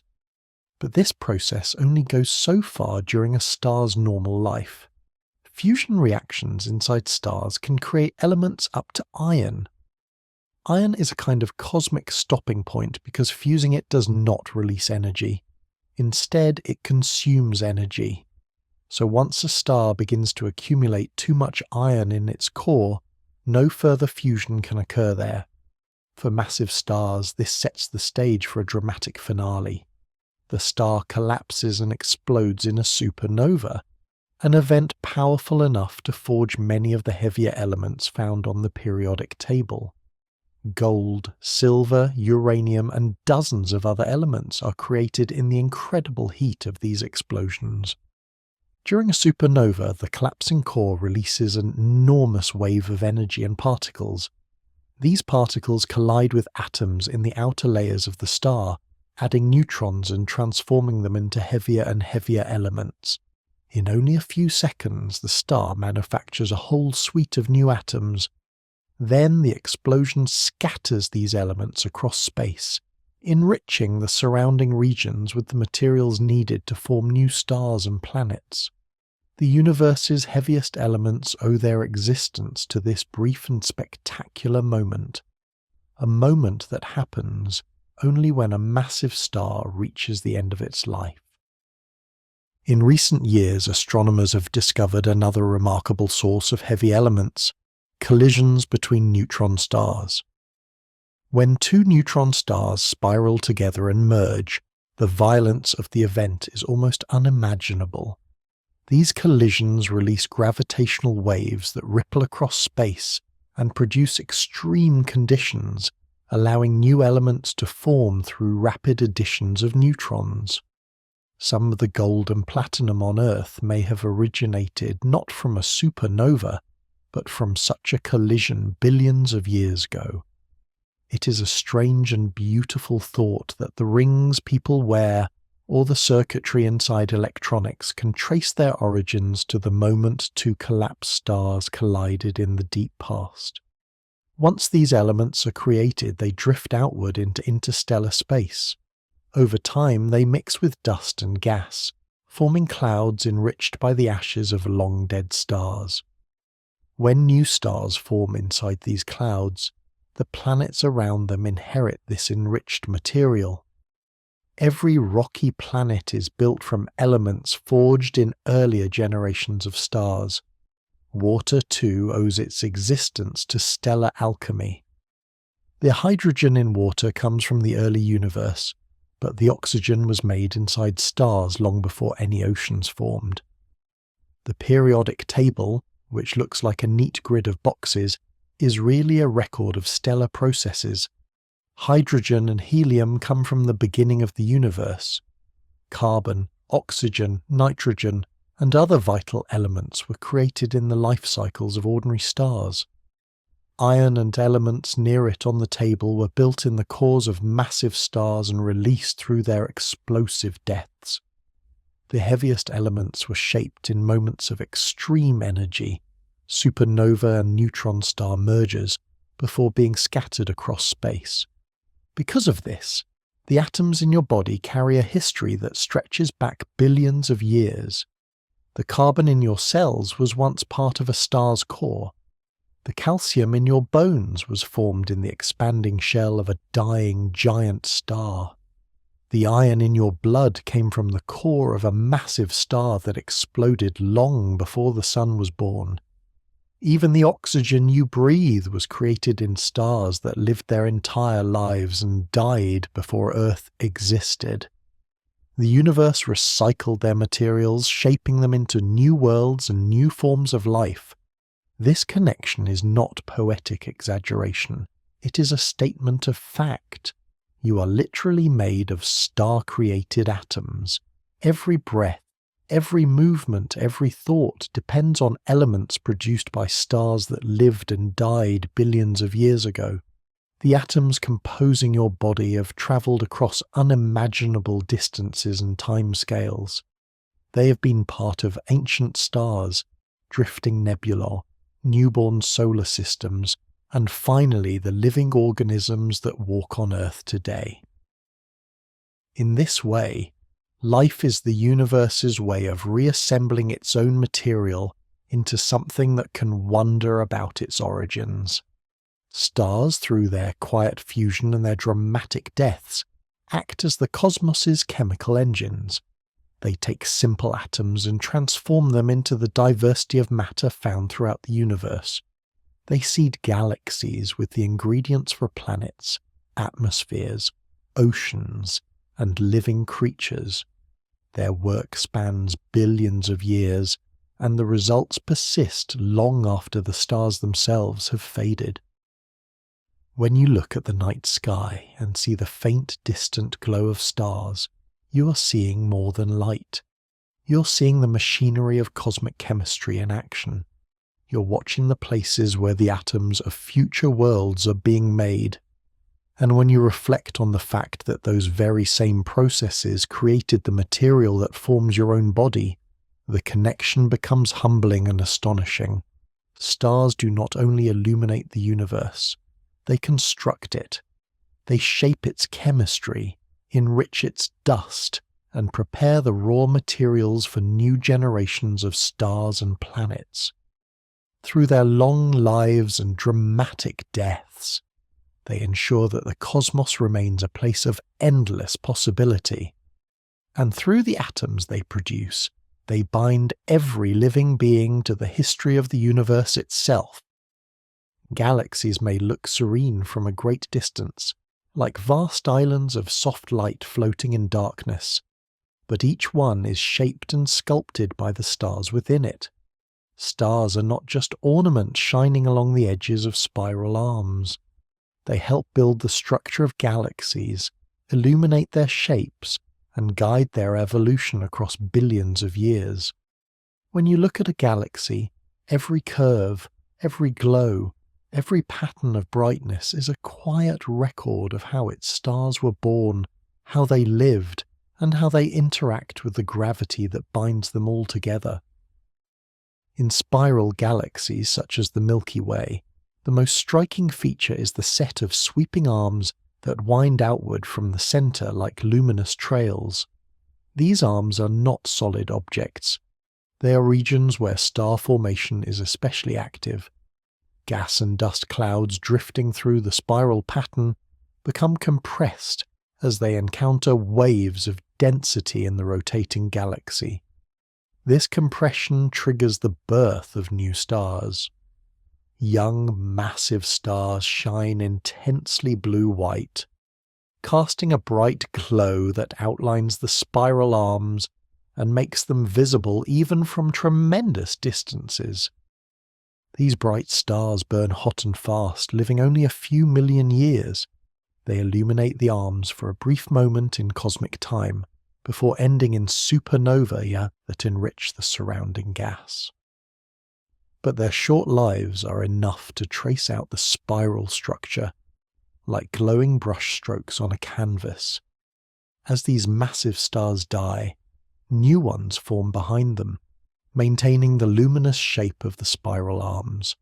Without this ongoing cycle of star birth, spiral galaxies would lose much of their definition and fade into less distinct forms. Beyond the spiral arms lie clusters of stars that also shape galactic evolution. Young star clusters form in the densest parts of gas clouds. These clusters are loose associations of bright, newly formed stars that may eventually disperse as gravity weakens and the stars drift apart. They shine with the clear, energetic light of youth, dominated by blue and white stars that have not yet aged into softer colours.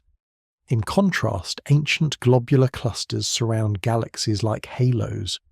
These clusters contain some of the oldest stars in the universe, bound together in tight spherical groups. Their stars are dimmer and redder, having burned through their youthful brilliance long ago. Globular clusters act as time capsules, offering glimpses of what the galaxy looked like billions of years in the past. They orbit far from the galactic centre, their stability preserved by the combined gravity of hundreds of thousands of stars packed closely together. These differences in stellar populations influence not just the appearance of galaxies, but also their colour. Galaxies with active star formation appear bluer, filled with the light of young, massive stars. Galaxies that have stopped forming new stars tend to glow redder, their light dominated by long-lived stars that have cooled over time. Elliptical galaxies, for example, often appear soft and reddish, because they contain older stars and little gas to form new ones. Spiral galaxies with their active arms and rich reservoirs of gas shine with mixed colours, blue in the arms, yellow and red toward the centre where older stars dominate. Stars also help maintain the shape of a galaxy through gravity. Every star contributes to the gravitational balance that keeps the galaxy together. The combined mass of billions of stars forms the framework within which gas clouds move, spiral arms form, and clusters orbit. Even though an individual star is tiny compared to the size of a galaxy, together they create the gravitational field that defines the galaxy's structure. Yet the most dramatic influence on a galaxy's shape often comes from a single object at its centre, a supermassive black hole. These central black holes, weighing millions or even billions of times the mass of the Sun, sit quietly at the heart of nearly every large galaxy.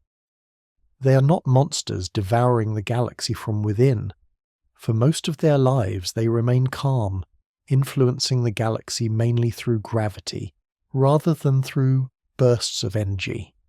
However, when material spirals into the central black hole, the process can release enormous amounts of radiation, lighting up the galactic core. This is known as an active galactic nucleus. In the past, when galaxies were young and gas flowed more freely toward their centres, these active periods were common. They may have helped shape the growth and form of galaxies by heating nearby gas, driving winds, and regulating star formation. Today, in most galaxies, these central black holes are quiet, exerting only their gravitational pull and allowing stars to orbit peacefully around them. The connection between stars and galactic shape becomes clearer when looking at how galaxies evolve. Spiral galaxies can slowly transform into elliptical ones through collisions or mergers. When two galaxies collide, their stars do not typically crash into one another because the distances between stars are immense. Instead, the gravitational interaction redistributes their orbits. Gas clouds may collide and form new stars, but the overall structure reshapes itself. After the chaos settles, the resulting galaxy often becomes smoother and rounder, filled with older stars and less active star formation. In this way, the stars are both witnesses to and participants in the galaxy's transformation. Another way stars shape galaxies is through the energy they release. Massive stars emit strong stellar winds and ultraviolet radiation that carve cavities in gas clouds.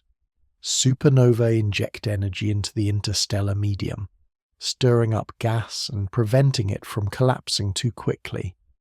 These processes help regulate star formation across the galaxy, ensuring that new stars form at a controlled pace. Too much star formation too quickly can exhaust a galaxy's gas supply. Too little can cause a galaxy to fade. The combined influence of stellar winds, radiation, and supernovae helps maintain a delicate balance. Over time, galaxies become patchworks of regions at different stages of stellar evolution. Spiral arms glow with young stars in active formation. The central bulge contains older, more evolved stars. The halo houses ancient globular clusters. And the quiet outskirts hold drifting stars that orbit at great distances from the center. Each region reflects a different chapter in the galaxy's life. The glow of a galaxy is, therefore, a story written in starlight. Its colors describe its age. Its shape reveals how stars have interacted over billions of years. Its brightness reflects the combined energy of all its stars. Even the quiet gravitational tug of its central black hole plays a role, guiding the orbits of stars near the core and shaping the motions of the galaxy as a whole. In this way, stars are not simply inhabitants of galaxies, they are the architects. They illuminate the arms, define the structure, and influence the evolution of the vast islands of light that drift through the universe. And as galaxies evolve, collide, or slowly change shape, the stars within them continue their work, generation after generation, shaping the grand patterns we see when we look up at the night sky and trace the faint glowing spirals across the darkness. The universe today is full of starlight. Every direction you look, if your eyes were strong enough, you would see the combined glow of countless stars scattered across billions of galaxies. But this bright, lively universe is only a chapter in a much longer story. Stars have not always existed, and they will not shine forever. Their future is shaped by the quiet but relentless changes happening across unimaginable expanses of time. If the night sky today feels eternal, it is only because human lives are so brief compared to the cosmic clock. When we widen our view to trillions of years, the future of stars becomes a gentle, gradual fading, a slow, peaceful dimming of the lights. Right now, galaxies like the Milky Way still have plenty of gas available to form new stars. In the spiral arms, cold clouds collapse under gravity, giving birth to red dwarfs, yellow stars, and the occasional brilliant giant. But this supply is not infinite. Every new star locks away some of that gas, turning it into a long-lived sphere of plasma. Supernovae and stellar winds return some material to space, but not enough to replenish the supply fully. Over billions and trillions of years, galaxies will slowly use up the gas available for star formation. The rate of new stars being born will decline, first subtly, then noticeably, and eventually dramatically. galaxies will become quieter places, with fewer bright blue stars and fewer glowing nurseries. As star formation slows, the universe will enter a long dimming phase. Bright, massive stars will disappear first because they burn through their fuel quickly. Even today, they make up only a small fraction of all stars. As the gas supply dwindles, fewer and fewer massive stars will form, leaving the universe dominated by smaller, cooler stars. The future cosmos will not be filled with blue giants, but with soft red glimmers. Red dwarfs will become the most common stellar lights, burning quietly across trillions of years while everything else fades away. Red dwarfs have always been the universe's patient stars, burning their hydrogen slowly and consistently. Because they use their fuel so efficiently, they can continue shining far longer than any star visible from Earth today. The Sun is already in its middle age, but a red dwarf could shine for hundreds of times longer, outliving every other type of star.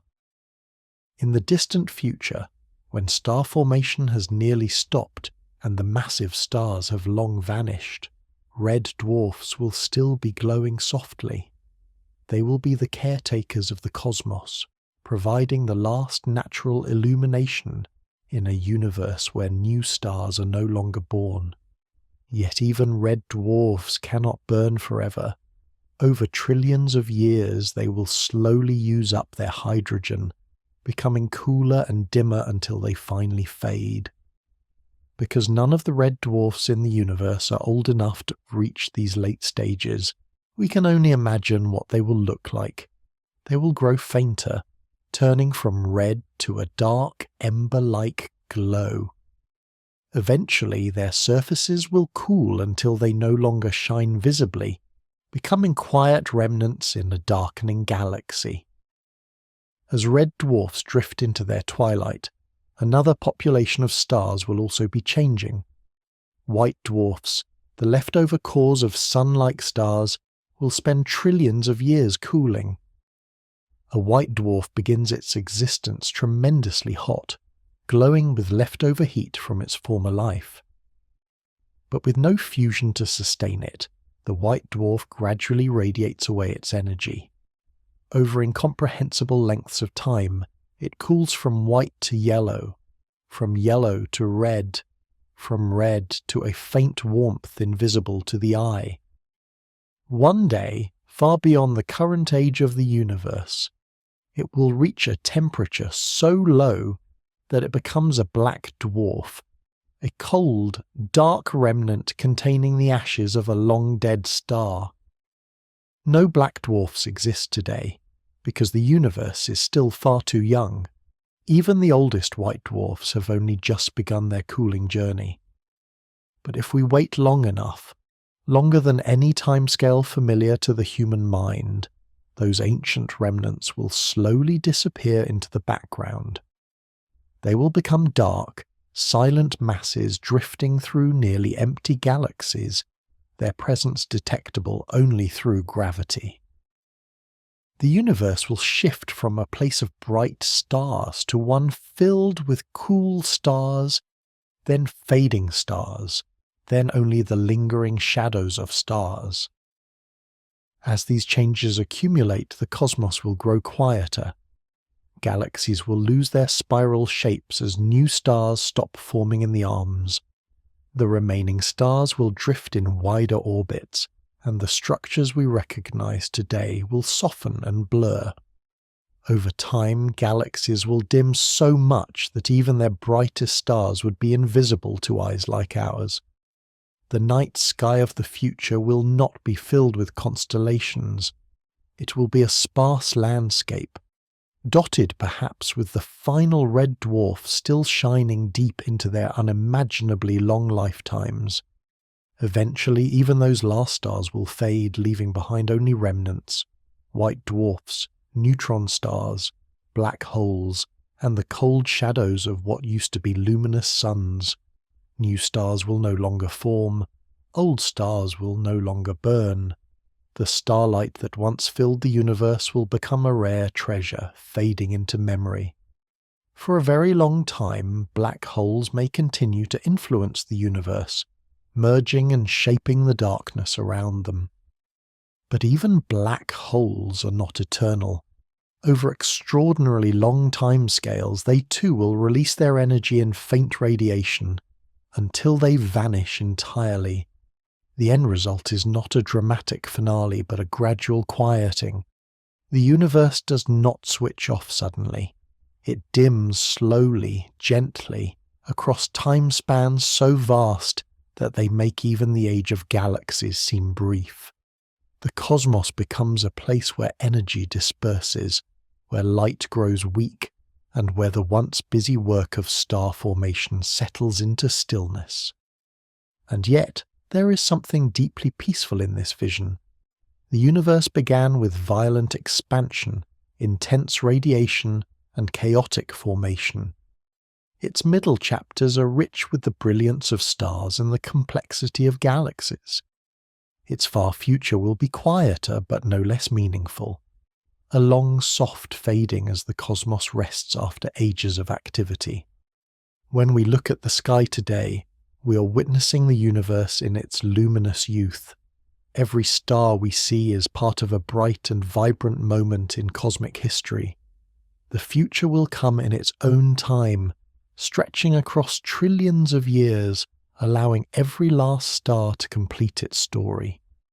And though the lights will eventually dim, the memories of their glow, the atoms they forged, the worlds they shaped, the lives they made possible, will endure in every corner of the cosmos. The universe's future may be a quiet one, but it is also a reflection of everything that came before, a long, gentle whisper following a grand and brilliant song. Starlight may seem like something distant, something separate from daily life, something that belongs to the sky while we belong to the ground.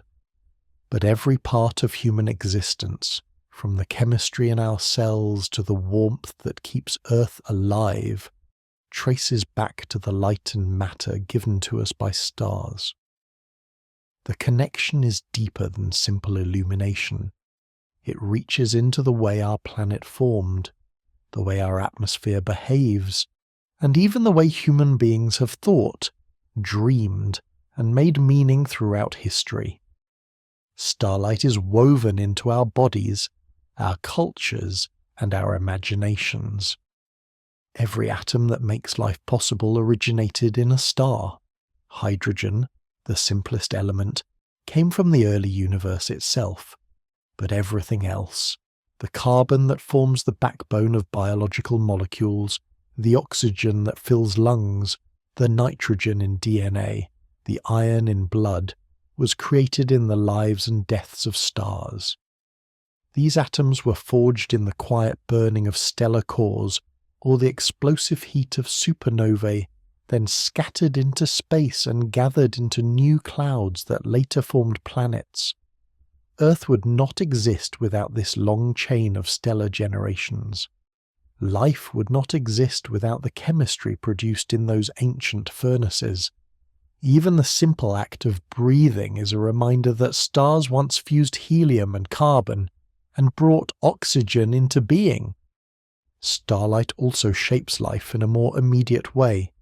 The sun's steady glow provides the energy that drives Earth's climate, warms the oceans, and fuels the photosynthesis that supports nearly every food chain. Without sunlight, Earth would be a frozen world drifting through space.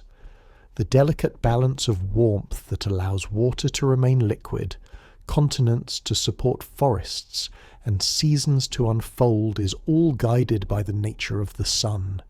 If the sun were too hot or too dim, life might never have taken hold. The particular intensity of starlight reaching Earth is not just convenient, it is essential. Sunlight has also shaped the evolution of living beings. Plants evolved pigments that capture sunlight efficiently.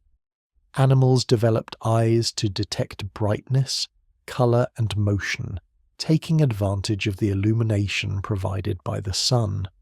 Human beings, too, evolved with the cycle of day and night guiding sleep patterns, activity levels, and internal rhythms.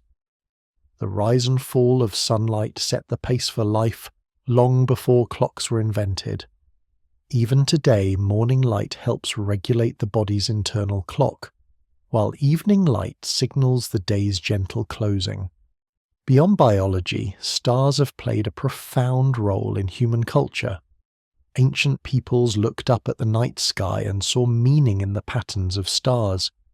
They drew imaginary lines between them, creating constellations that told stories, marked seasons, and helped guide travellers across oceans and deserts. Before written calendars existed, the slow movement of the stars across the sky marked the passage of time. The rising of certain stars signalled planting seasons. The appearance of others warned of winter's approach. Navigation by starlight allowed sailors to explore new lands, linking continents long before modern instruments. In many cultures, stars were symbols of permanence, seen as eternal lights that outlasted kingdoms and generations. They became metaphors for hope, guidance, and continuity. Even today, people speak of someone having a guiding star, or reaching for the stars, phrases rooted in the idea that starlight offers direction and inspiration. The night sky has always been a place where people look when seeking perspective, whether scientific, emotional, or spiritual. Starlight also shapes human psychology in quieter ways. There is something calming about looking at a clear night sky, something that gently reminds us of our place in a vast universe.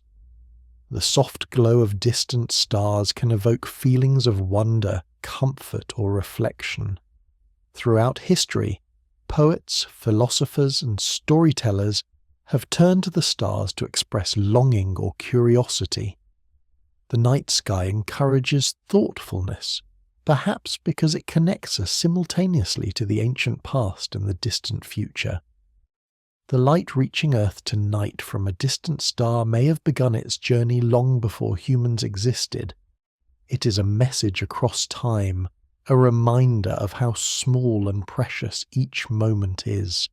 At the same time, the stars reassure us with their reliability. Even when clouds hide them, even when city lights dim their glow, they are still there, tracing their paths through the darkness as they have for billions of years. This constancy offers a strange comfort. Life on Earth changes quickly. Civilizations rise and fall, people come and go, but the stars endure, moving to rhythms that stretch far beyond any human lifetime. Observing them can offer grounding, a feeling of steadiness in a world that often feels uncertain. From a scientific point of view, starlight is one of the greatest tools humanity has for understanding the universe. Every distant star becomes a laboratory. The light it emits carries information about temperature, composition, motion, age, and magnetic activity. With nothing more than careful observation, astronomers can read the stories written in a star's glow, how long it has been burning, what elements it has created, and what may happen as it grows older. In this way, starlight becomes both a symbol and a resource, guiding not only navigation but also knowledge. Even the small amount of starlight that reaches Earth from beyond the solar system plays a role in shaping the human imagination. Children make wishes on shooting stars. Artists paint swirling galaxies. Scientists study the faintest flickers to understand how the first stars ignited. The night sky invites questions that have echoed through generations. What lies out there? How did it all begin? Are we alone? These questions may be sparked by curiosity, but they are sustained by the quiet beauty of starlight, which offers just enough illumination to see and just enough mystery to wonder. In the end, starlight matters to us because it is part of everything we are. It formed our atoms, warmed our world, guided our ancestors, and shaped our understanding of the universe. It comforts us when we look up, offering perspective and stillness. It fuels our scientific curiosity and nourishes our imaginative stories. The journey from the heart of a star to the mind of a human is long and astonishing, yet it happens every day as sunlight reaches Earth and distant stars twinkle above. The entire arc of humanity, from early people who gathered around fires and looked upward, to modern astronomers studying distant galaxies, has unfolded beneath the same sky. Starlight has been a companion throughout that journey. It is a quiet reminder that while each person's life is brief, it is part of a universe filled with ancient light and timeless processes. Stars give structure to galaxies, life to planets, and meaning to the night. As the light travels across space and finally reaches Earth, it continues its role as both a physical necessity and a gentle invitation. It invites reflection, curiosity, and a sense of belonging to something much larger. In that soft glow, the cosmos feels a little closer, and life feels a little more connected to the vast story unfolding all around it. From the moment the first stars flickered to life in the young universe, they began shaping everything that would one day exist. Their light, their heat, their quiet chemistry, and their dramatic endings all became chapters in a story that spans billions of years. As we travel through that story, from the birth of stars in drifting clouds to their final whispering remnants, a gentle pattern emerges. Stars live simple lives on the surface, shining softly in the night sky. Yet their inner workings reveal an astonishing unity between physics, chemistry, and the origins of life itself. They are the links that bind together the structure of galaxies, the complexity of matter, and the experience of being human. Looking back across this journey, it becomes clear that stars are far more than distant points of light. They begin in cold clouds where gravity patiently collects the raw material of the cosmos. They ignite when pressure and heat rise to the right balance, lighting their cores with fusion. They shine for millions or billions of years, each one shaped by its mass, creating new elements and quietly sculpting the fabric of galaxies. Some stars live slow, steady lives. Others burn brilliantly and end in spectacular explosions. Their remains become white dwarfs, neutron stars, or black holes, each a reminder of the vast range of possibilities that unfold when gravity and time work together. The atoms they create scatter outward to become new stars, new planets, and eventually the building blocks of oceans, forests, animals, and people. In this way, stars act as cosmic teachers, showing that physics and chemistry are not separate from life but deeply entangled with it. Every breath carries the imprint of stellar fusion. Every heartbeat is powered by energy stored in molecules made from ancient starlight. Even human curiosity, the desire to understand how stars work, feels like a continuation of the universe reflecting on itself. And beyond the science, stars have also shaped human experience in quiet, personal ways. They have guided travellers, marked seasons, inspired stories, and offered comfort in the stillness of night. Their presence above has always been steady, even when life below felt uncertain. When people look upward, whether from a quiet countryside or a bright city balcony, they're joining a long line of observers stretching back thousands of years, all connected by the same desire to make sense of the lights above. Understanding stars does not diminish their beauty. If anything, it deepens the sense of wonder. Knowing that a soft glow in the sky comes from a distant sphere of plasma burning quietly in the dark makes it even more remarkable. Realizing that the atoms in the human body were created in stars adds a sense of belonging to something vast and ancient. The science becomes a form of reassurance, a reminder that the universe runs on steady laws and gentle patterns, even when life feels unpredictable. As the night deepens around you now, there is comfort in remembering that the stars continue their calm, patient work, regardless of distance or time. They shine, they evolve, they weave the elements of life, and they shape the galaxies that drift across the darkness. Their rhythm is slow and peaceful, a cosmic breath unfolding across billions of years. And even if some of them faded long ago, their light still travels onward, reaching Earth just in time for a quiet moment like this one. So as this exploration draws to a close, feel free to rest in the gentle awareness that you are part of a universe filled with ancient light and endless stories. The atoms that support your body, the warmth that fills your room, and the thoughts drifting softly through your mind all carry echoes of stars long gone. There is something deeply soothing in that idea, something that invites calmness and reflection. If your eyes feel heavy, you are welcome to let them close. If your thoughts are still wandering, they may drift gently, following the slow pathways of starlight as it crosses the sky. And if you're simply listening, letting the rhythm of the words settle around you, that is enough too. Thank you for spending this time under the quiet glow of the stars, and for allowing this peaceful journey to guide you toward rest. May your night be calm, your dreams be light, and your thoughts drift as softly as starlight on its long, patient journey through the universe.